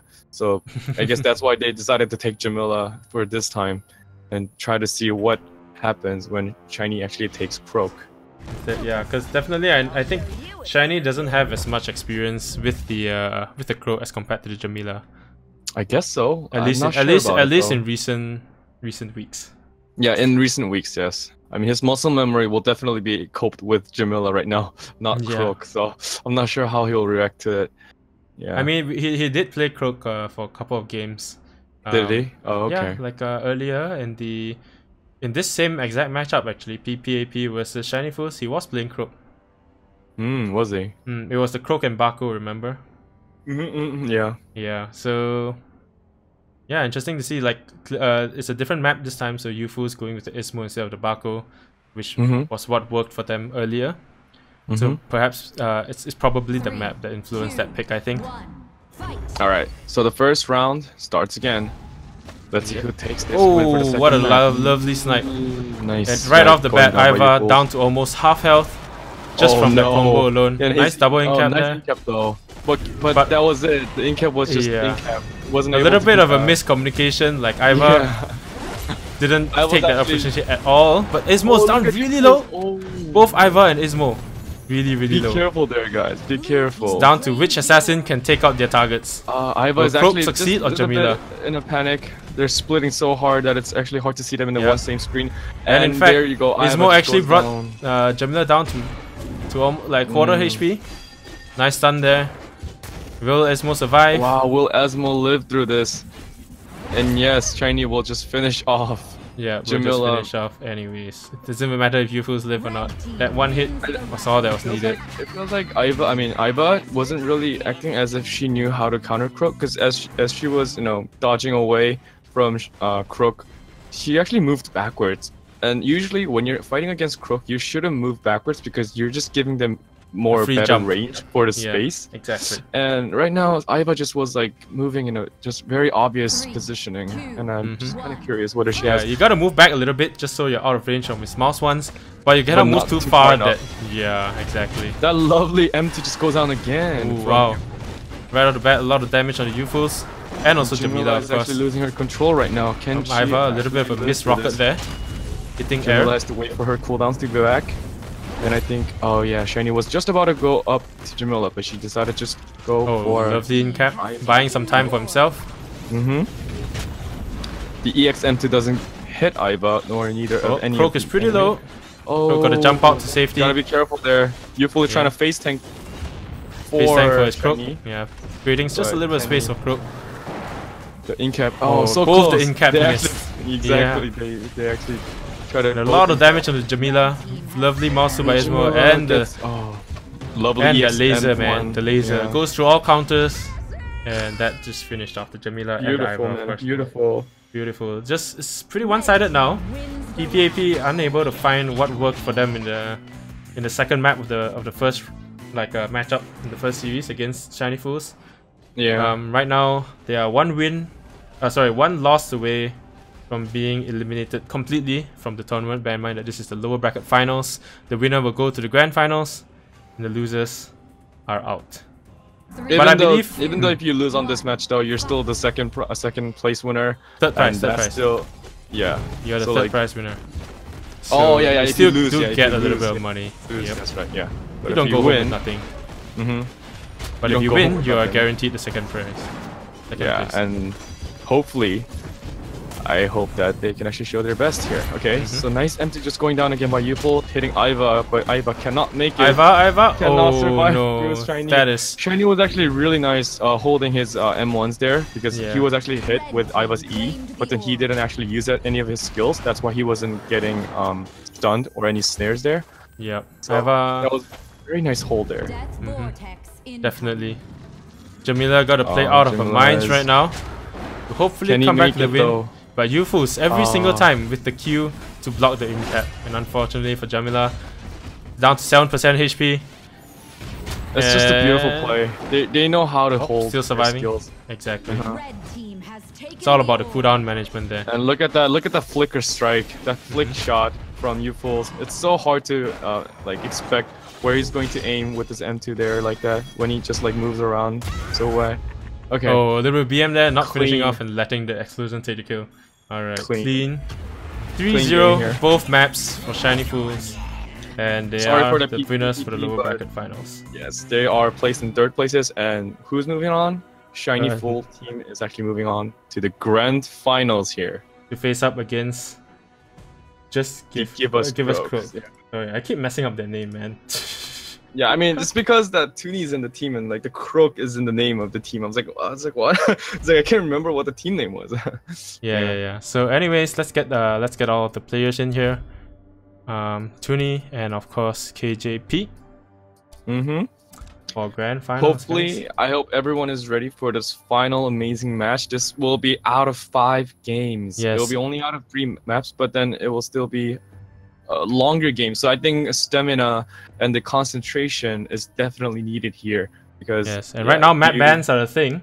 So the maps will play a factor in like what they choose. Naturally, it's no longer Ormond Temple. Shiny Fools cannot just go for some double melee comp to just rush down KJP as they did earlier in the upper bracket games. Yes, third place PPAP. Congrats, and thank you for joining the tournament. Thanks for joining. You guys did really well, guys. Yeah, you guys do need to do map bans first. Okay, map bans. You gotta help. You gotta help them with that. Chill. Yeah, this is the grand finals. The grand final gets to do the map bans for sure, and the round time will be still same as the 2 minute, because that's like the average time minute, the time for the game, and the team size will still remain the same as 2v2 because that's how they were playing until now. And the win score is the only thing that gets changed, and the map ban as well. So so what they have to do is they have to ban down to there's 3 maps left. Because like the map actually affects a lot in the game. So by banning different types of maps, you can actually have some bit of advantage on like the play style or which champion you play, you know. So like as you guys seen before, Ormond Temple has a lot of walls and it's very compact and it's very limited for any players to move around. So if you're actually playing very squishy champion, then I bet you wouldn't want that map to be the game that you want to play the game on, right? So, yeah, definitely. Like probably no Ormond Temple for the side of Give Us Croak, because I'm pretty sure he's had enough of running away from Shiny Fools. Exactly. And yeah, there you go. Ormond Temple being banned right off the bat. Dragon Day. And as you can see, yeah, like Fools actually banning all the wide maps like Dragon Knight. You know, that's like really big maps, so that like if there are like bigger places for the supports to run around, it's going to be hard for them to chase them. So they're actually putting their tactics in right now, really hard. Yep, got to do the map bans first before they do the champion select. Okay. Tuni asking what's remaining, Loner. Let's see, Dragon Gun is gone. They banned Eras. They yeah, I believe it is the 2 Blackstones and the Skyring Knight that's left. I love Skyring. Honestly, that's like the classic map. I mean, I really love Skyring. Yep. Let's go Sky Knight first, apparently. All right, Sky Knight it is. All right. Right off the bat, and yes. Now champion picks, guys. And just for information, guys, the day and night actually have different map settings, even though if they actually sound the same, like the name of the map might be the same, it will be still Skyring, but the nighttime and the daytime, they have different map layout. They have different sides of the wall, they have different numbers of wall, and so it actually still varies depending on it's either night or night. So yeah, just for you guys to know, because some people might not know about this. Yeah, Skyring Day is actually not a really good choice. So actually, they actually went for the night choose, and they're actually picking their champions right now. And I think everyone's ready except me. Okay, all right, let's go. Let's go. And it seems like it will be a Croak Blossom comp against a Jamila Asmo comp. Oh, okay. Wow, this is going to be really interesting because I think Youthful will try hardest to pressure on Kong because actually its ranges duty to actually pressure support characters. Yeah, and I wonder how Shiny though, will pull that this Blossom does have a tree to true those mouse 2 snipes. Exactly. I forgot that there's actually a 5-round grand final, so unfortunately the prize pool is not being shown right now. So I will just have to add that in right now. A little bit of a you can work on that. Okay. Yeah. And the grand final, this is grand final, guys, just for your information, and it will be out of best of 5. So there will be whole matches of 5 matches, we believe, and then the team who actually wins the first 3 matches will be the winner. And we will actually have probably like another set maybe, or another like whole big set, just to see who's gonna win the game. So let's get hyped, guys. Let's get hyped. This is the grand final. Shiny Fools team versus the Give Us Croak team. And here we go. The Skyring Knight. Alright. So starting off immediately, Youthful's trying to snipe somebody. And of course, Tuni and KJP is just gonna stay on their mounts. Wait till the orb is up. Because they don't want to be too... Oh, the Shadow Dance. Oh, what a lovely in-cap there by Chyill. You Immediately a actually lot use of pressure space. onto Blossom. That Blossom damage, can he endure it? Can he endure it? The orb, the orb. The orb though. Oh. Eventually Shiny went to Shiny Fools. Oh, KJP gotta be careful not to hit those counters. The Phantom There's a lot of damage. Down and the damage is huge. But Chyill also taking a lot of damage from that burst between Tuni and KJP. Tuni is going hard on Shiny right now. We know that Shiny doesn't have anything now. Can he actually get it? The stun goes down from the Kong. Can he finish Shiny? He has just a bit of HP. Shiny's Just a little bit left. Bear in mind I do not. Oh, he got out of. Toxic. The counter will not be hit. No. And guess what? And down goes Chyill or Shiny Knight. Let's see if Yufus can turn this around. Unfortunately, he did not get the up, so that means he's already in a bigger disadvantage than he Can I already really is. have to change the tactics here? Because like Kong knows how to wait. And either Yufo pulls Kong into the arena, in the middle, you know, they will be just having a lot of advantage here. This is really interesting. Yeah, I believe Shiny Fools probably might have to pick up some sort of support. Like KJP is really good at surviving their sort of aggressive play styles, and But I don't know what Yufo is actually usually, I mean, comfortable but with. it is still the first round though, out of I mean, we'll we'll potential have to 9 see for rounds. Sure. Yes. So maybe Shiny Fools can come back and do something about it. Like perhaps He if they tries to coordinate flick, their but he their fails. attacks better. Tuni's doing a lot of damage here. Doing a lot of pressure with his camouflage. But he's Tuni was got- just about to lose a lot of HP, but Blossom is actually doing quite a lot to heal him back. The orb is in the middle, and I think Asmo is trying to get it. Oh, what a lovely was timing there perfect. by Ismo. He actually did an M1 for a few seconds. He waited Tuni to jump. That was perfect. He knew Tuni was going to do that. Tuni taking more than half of his health just like that, just from the Ismo R. Oh, beautiful M2 going down on Kong, and he just lost half of his HP right there. But you gotta be sure the Shiny Knight is also very low. The orb is back up, guys. Oh, that putting down R and putting extra damage with his M2 by Yufos just gave the opportunity to get his second orb here. So both of the orbs are taken by the red team. Yep, but Give Us Croak is down really low. Both of them down really low. Chyill is almost dead, but Ismo is still in full health. And KJP, unfortunately for KJP, didn't make it. Yes. Wow, yo, think about it. That previous match was just so clean, but now look at it. Yeah, man. I mean, Yufo and Shiny just just back I said, right they don't even need the support. Yeah, they just managed to find the right openings, find the right chances, and exploit that. Kill KJP. Yufo was actually really keen on the point where he is M2 pulled off Blossom, because Blossom was trying to heal from the tree, but if he's actually far from the tree, he cannot have any heals, right? So if you use that wisely, you can really really wreck Blossom right away out of no chance. Yeah, that's true. The burst potential between Ismo and Chyill, two of the actually quite huge. That's right. Yeah. The two most bursty champions. Nice Did snipe you just there. see that? Yeah, I saw that snipe. Tuni pulled, Shiny pulled, and Yufo just M2'd right there. Nice shield going down by Yufo. Nice M2. A lot of damage going down to KJP as well. Oh, KJP, can he make it? He puts his tree down, but will that be enough to heal himself Ismo back? does have his ult, so they do have to be careful with that. KJP gosh, down look at- really low, and there you go. That's the two spaces. Ismo knows that, he uses his ult. No. KJP is still barely hanging on.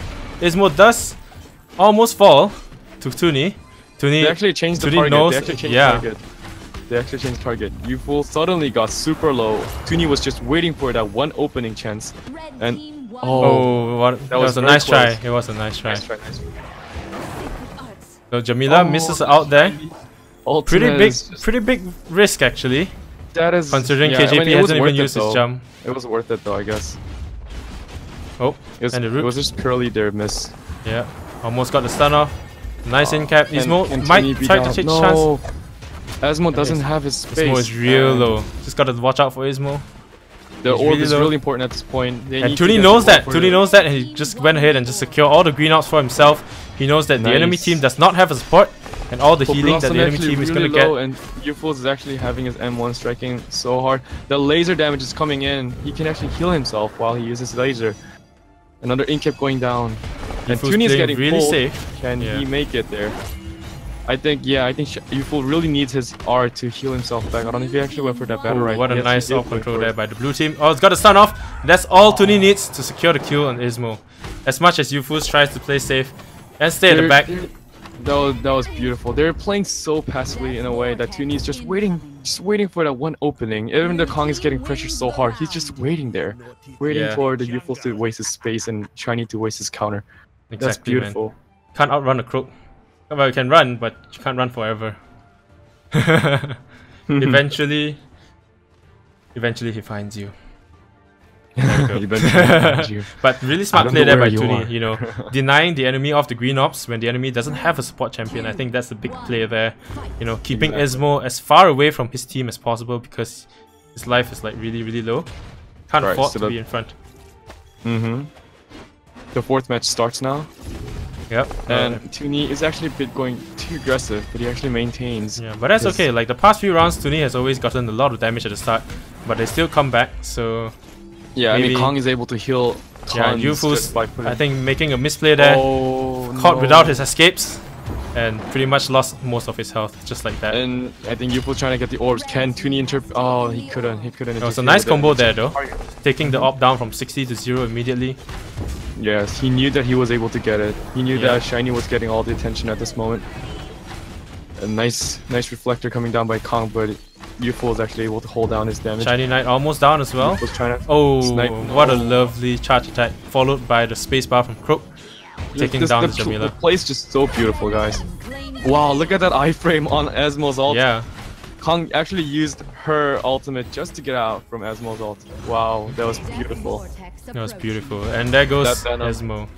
Not having any space bars left to deal with Croak's ultimate ability. Only if they actually can pull what they have done in the second round again. I mean, I think Youthful and Shiny has a really good team comp, but it really depends on how perfectly they burst down Blossom, basically. Yeah, definitely. They just gotta somehow make those openings and exploit them. The opening is what they need, yes.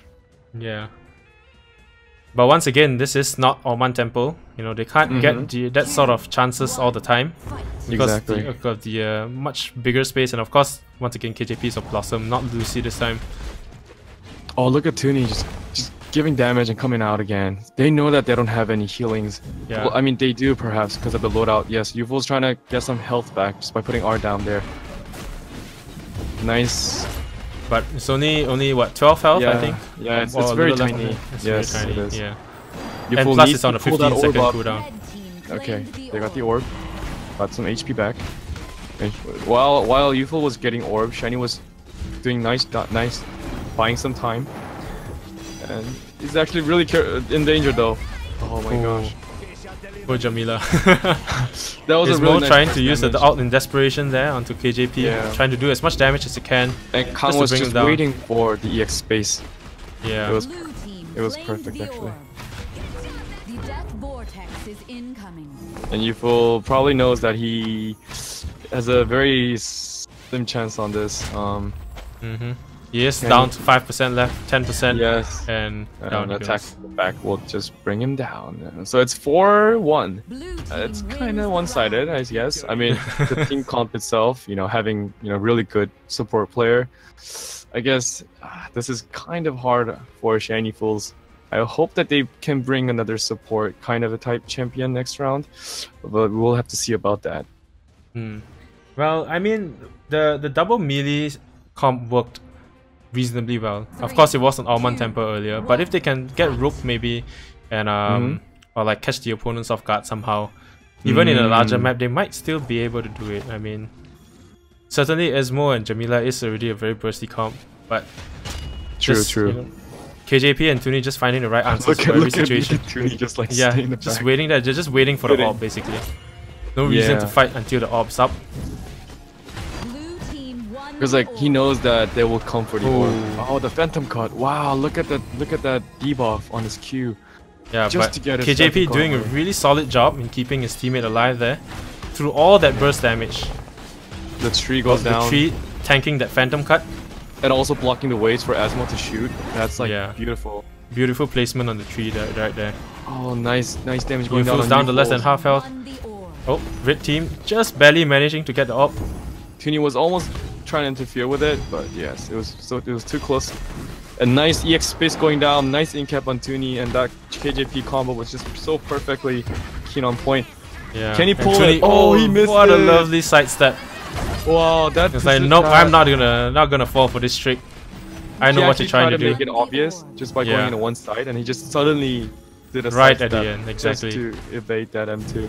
Beautiful play. So unless you fools can pull off some sort of miracle here with his Esmo, we're likely gonna be finishing off the first map. Give up here. Yeah. Yes. So we do have our first map completed. Yes, and it's 5-1-0. Yeah, 5-1, and the score right now is 1-0 for. Yes. Give me code. There we go. Alright, so we're almost at the end of looking at who the winner is, and this really is important because UFOL really has to come up with different, bear in mind that this time KJP and Tuni has the map pick, so they can pick a map that favors them out of the remaining maps, which I believe is Blackstone Night and Day. So okay, I think they go with Blackstone Night. UFOL's taking the croak away from Tuni. They finally did it. They're not gonna give the enemy team croak. Oh, okay. Let's see some actions here now. So they're gonna go with the croak Bako comp, yeah. Right. Oh man. So I mean, UFO still decides not to play any supports, I guess. Maybe he's just not really comfortable with it. He just likes melee. It's much better to pick a champion that you're very comfortable with using, especially in the finals. I think it makes sense, And here we go, Kong choosing Paloma here again, since they know that the Bako is actually quite more easier to be countered with Paloma. I think Paloma is actually a really nice choice, because if it were for Blossom or any Lucy, Bako could just easily in-cap, but Paloma is very picky to do that in this kind of match. So yeah, I think the Paloma pick was actually really nice done there by Kong. Once again, Paloma, the bane of double melee. I guess. Alright guys, give us applause and give us some love for our final. It could be our final grand match, or can we actually prolong for another map, whole set of new game?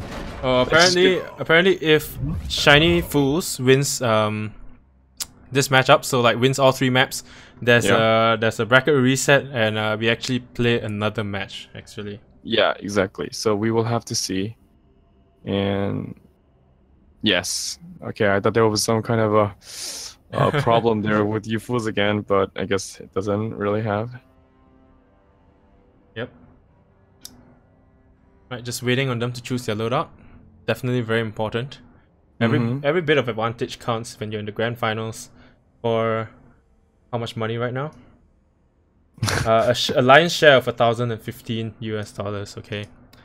Just wow. Yeah. Just 4 hours ago, maybe 3 hours ago, it was at $80, and right now it's at $1,015. All right, the winner goes back with a 65% share. So yep.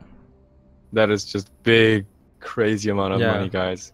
It was supposed to just be a fun tournament. Yeah, it suddenly turned out to be a serious one. And just for your information, though, I mean, even though within the money, I mean, money isn't the everything. It's the honor and all the fun that you guys get from here.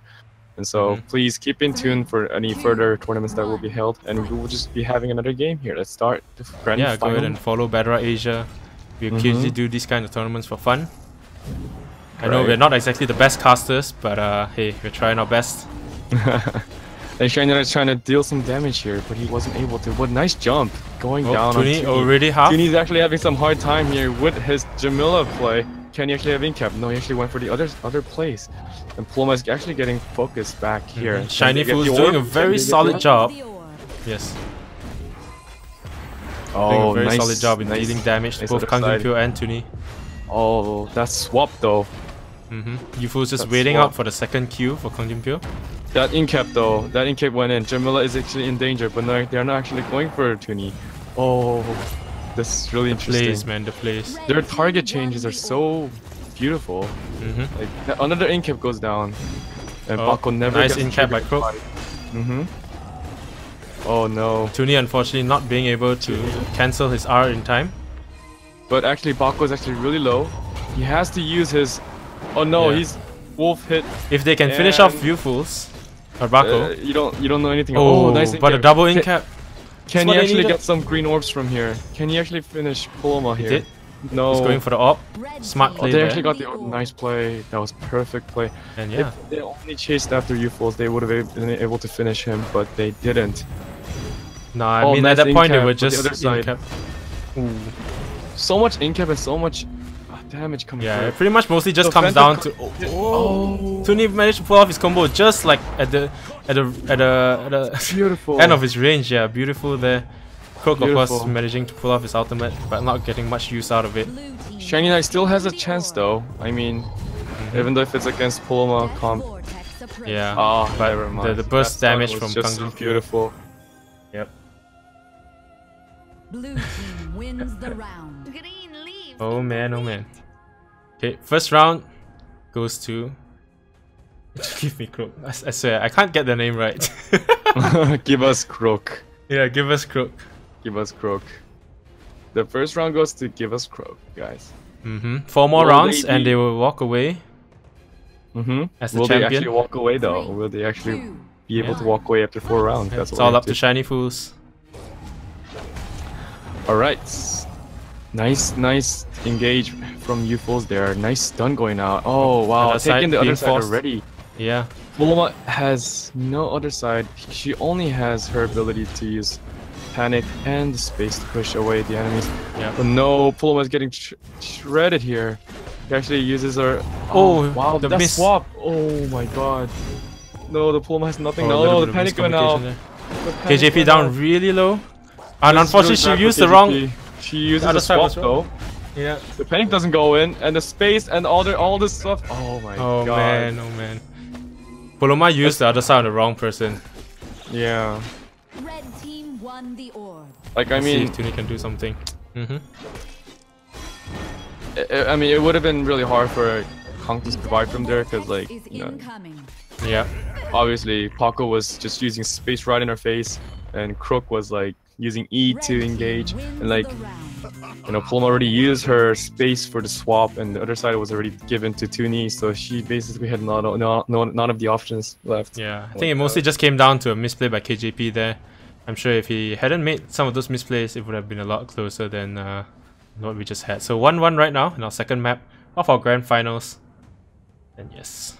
And the round 3 starts Two, now. one, fight. Let's hope some different change playstyles from Viewfuls and Shiny. I don't They know, lost. perhaps. Perhaps. Okay. Well, okay. Wow. All right. Other side went to Tuni right now, but what they actually focused was Paloma. So Paloma Yeah. actually got a little bit of a chunk of loads of damage there. And she's was really trying low to right now. 10% left. She actually used her. Oh, okay. She actually used her swap there. Now Viewful can just freely deal damage as soon as she doesn't have her. Okay, there you go. Oh wow! Oh. But Viewful actually missed that space. If he had only gotten that space, he would have been able to finish Paloma. And then he actually does it still, which is very impressive. But you gotta make sure that Chyill is also very low on his HP, and also Shiny is also very low as well. I think I is sense actually- Go on. Tuni is actually on his 80% of HP, so I think Tuni still has a really good chance on this, since they have no supports on either Viewful nor Shiny. Yeah, but bear in mind that 1v2 is definitely a lot harder. It's not That's just true, about true. the HP totals. But Tuni doing a pretty good job staying Yeah, alive. because like as long as they hit Tuni counter, like you don't know really for sure, but Yeah. never mind. Yeah, But this Shiny is Knight hard. did well there. Capitalized on the in-cap and Red took out team Tuni. wins the round. Wow, this is actually really interesting. Viewful and Shiny can. Yeah, I feel like I definitely sense a little bit of nervousness coming up KJP there. A couple of misclicks here and there. Yeah.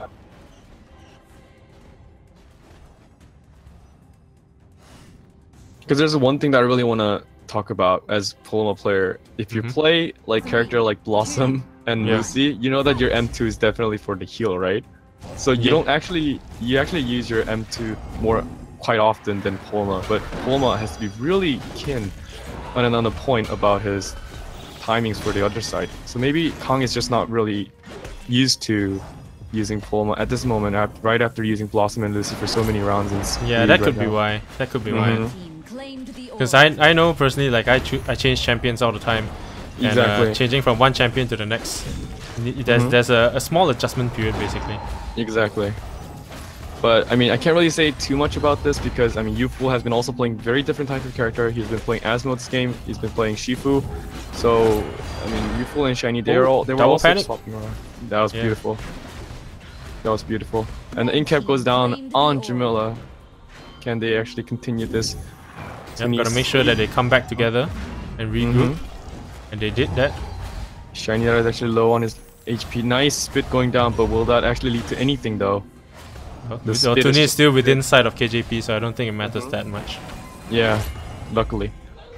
They're getting the orb, can they? No, I think Youthful... Oh, nice swap. Nice trying to swap, but no, it didn't work. The incap goes beautifully on Youthfuls, and apparently... Oh, Croak. Oh, that the Phantom cut. Oh, but he dodged it beautiful. perfectly with the second space. Nice timing there. That iframe usage, that's really nice. And as you can see, Youthful is actually trying to make a best use out of his R, because like he's trying to use it with Shiny Knight next to him, so that to he make also sure gets the shield. Exactly. Yes. That's really important as a Bako player to have your teammate extra HP there. Yeah, not only that as well. It's like because they don't have a support, so it's really important. Oh, Bako caught in there. Oh, but he did manage to E out in just in time before the Only 36 if damage went through. he would have literally died there for sure. Yeah. And that X will give him nice nice dodge other there. side. Yes. Yeah, I think this is pretty much what Tuni and KJP wants. Like they just want to be stable. They just want to make sure that you know, they need to stick together. Yes. Yeah, fighting on their terms. Oh, Tuni nice with the ultimate there. down. Oh. It's just chasing. All, yeah, even if you're invisible, guys. And actually, blue team gets the orb this time. Kulma actually has all the energy he uses for ultimate. Oh, Youthful. And Bako is stuck. KJP pretty much just used it as a zoning tool. Like Bako can use his E to jump out, to dash out, but he can't dash behind because the vortex is here. He can't dash forward, and all he can dash is up. But even then, he's still in a bad position. You know what's more amazing is that Shiny Fool actually got 5 orbs, and they still lost, meaning that Kong and Tuni was able to sustain all that HP. Yes. Like all along, even when Shiny Fool's got 5 orbs, and that's quite a lot of HP if you actually accumulate. Yeah, that's for sure. This is how strong it is to have one support in your teammate against two melee team comp. So you have to either burst them so quickly, otherwise you'll be losing in an HP battle. Yeah, it's kind of like a wall of attrition. You kind of just have to make sure that you know, the 2 melees doesn't burst you down fast enough if you have to support in your team. But of course, if you are the team with the 2 melees, then in that case you're on a timer and you kind of have to hurry up and try to do as much true damage as you can. Apply as much pressure right from the start if possible. Since Tuni knows that he's not like really aggressive with Jamila, he's just really doing a good job understanding how pull mechanics work. And wow, that was a beautiful body block from the red team. But yeah, the incap was also beautiful as well from the Tuni. Nice stun and the space following up. But Kulma is trying to save with her EXQ, trying to panic them. Oh, but Youthful's down really low. 13 health left. Beautiful. Nice incap. Now it's down to 1, literal 1 HP. But down goes Croak. Oh, and yeah, wow. Youthful's struggling to find out what to do to come back into this. Yeah. 2-2 and now it's 3-2 again. Can they actually make it 3-3 again? Like, yeah, this is really tight. I don't know, but whatever that was working for Shiny Fools is not working anymore. And I think they probably gotta change up their plans a little bit.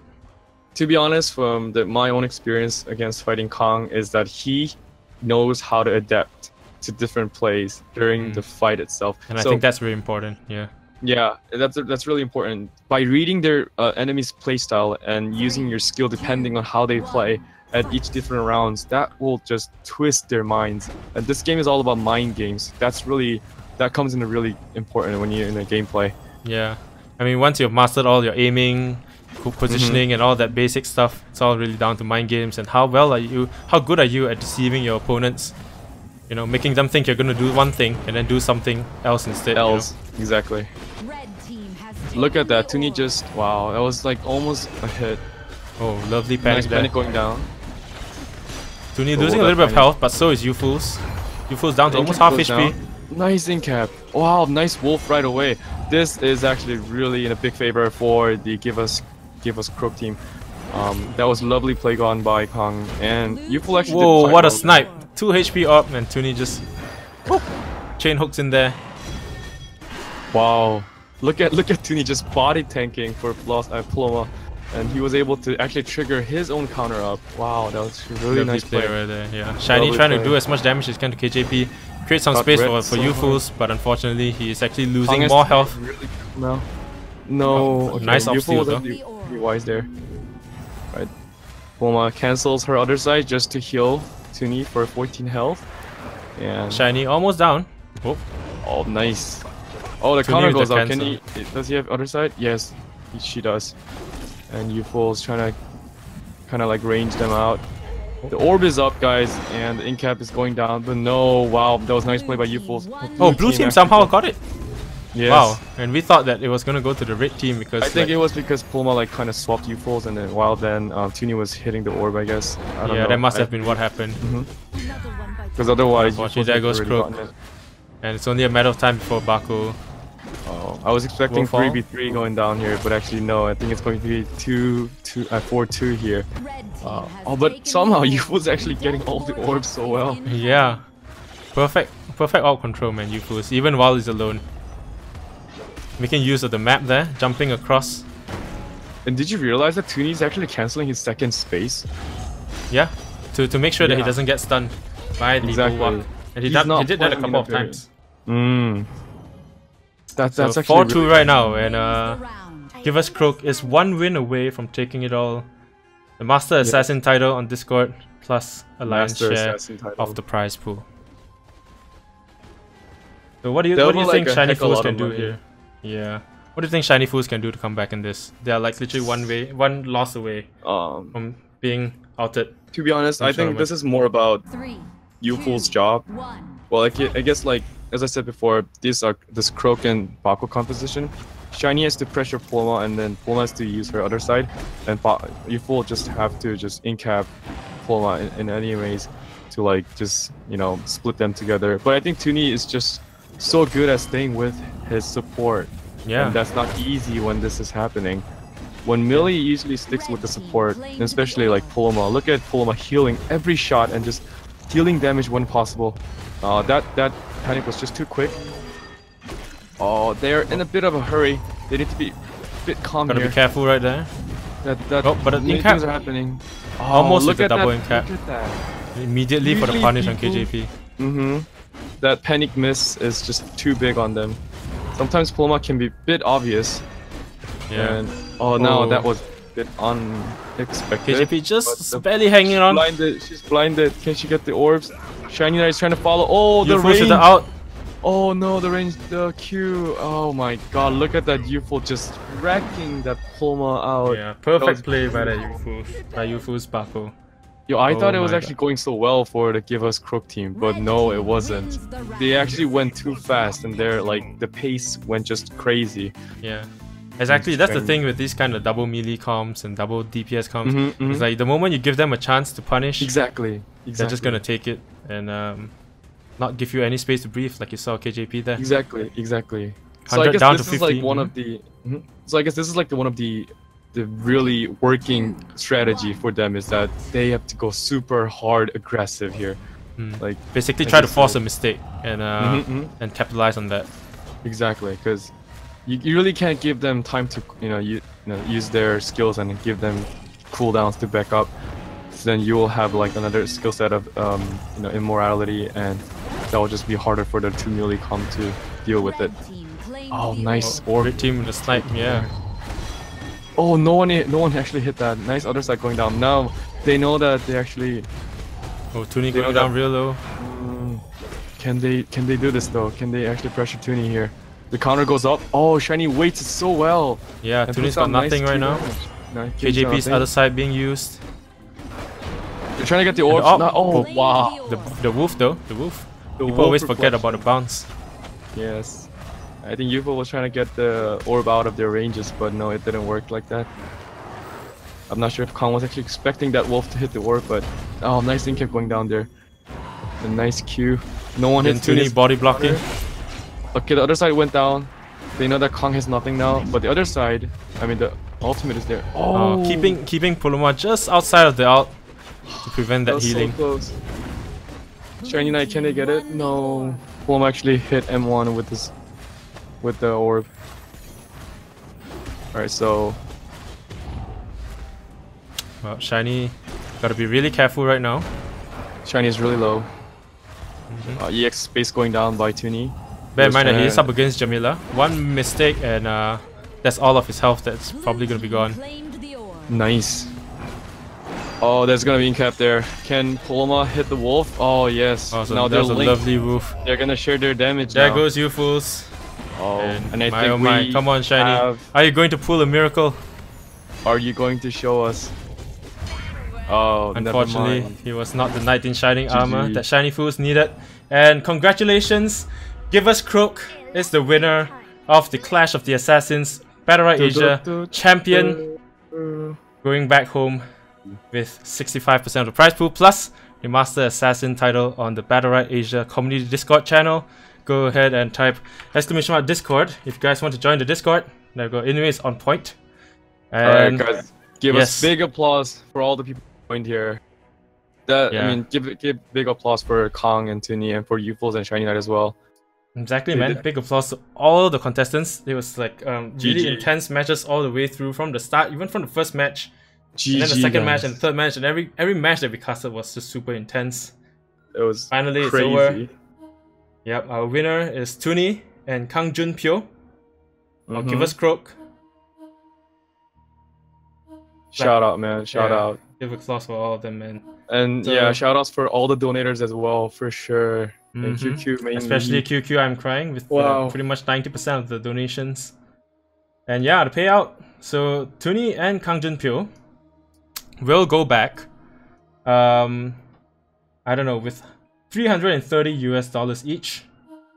The second place, i.e. Shiny Knight and You Fools, will go back with about $125 around there. These are just estimates.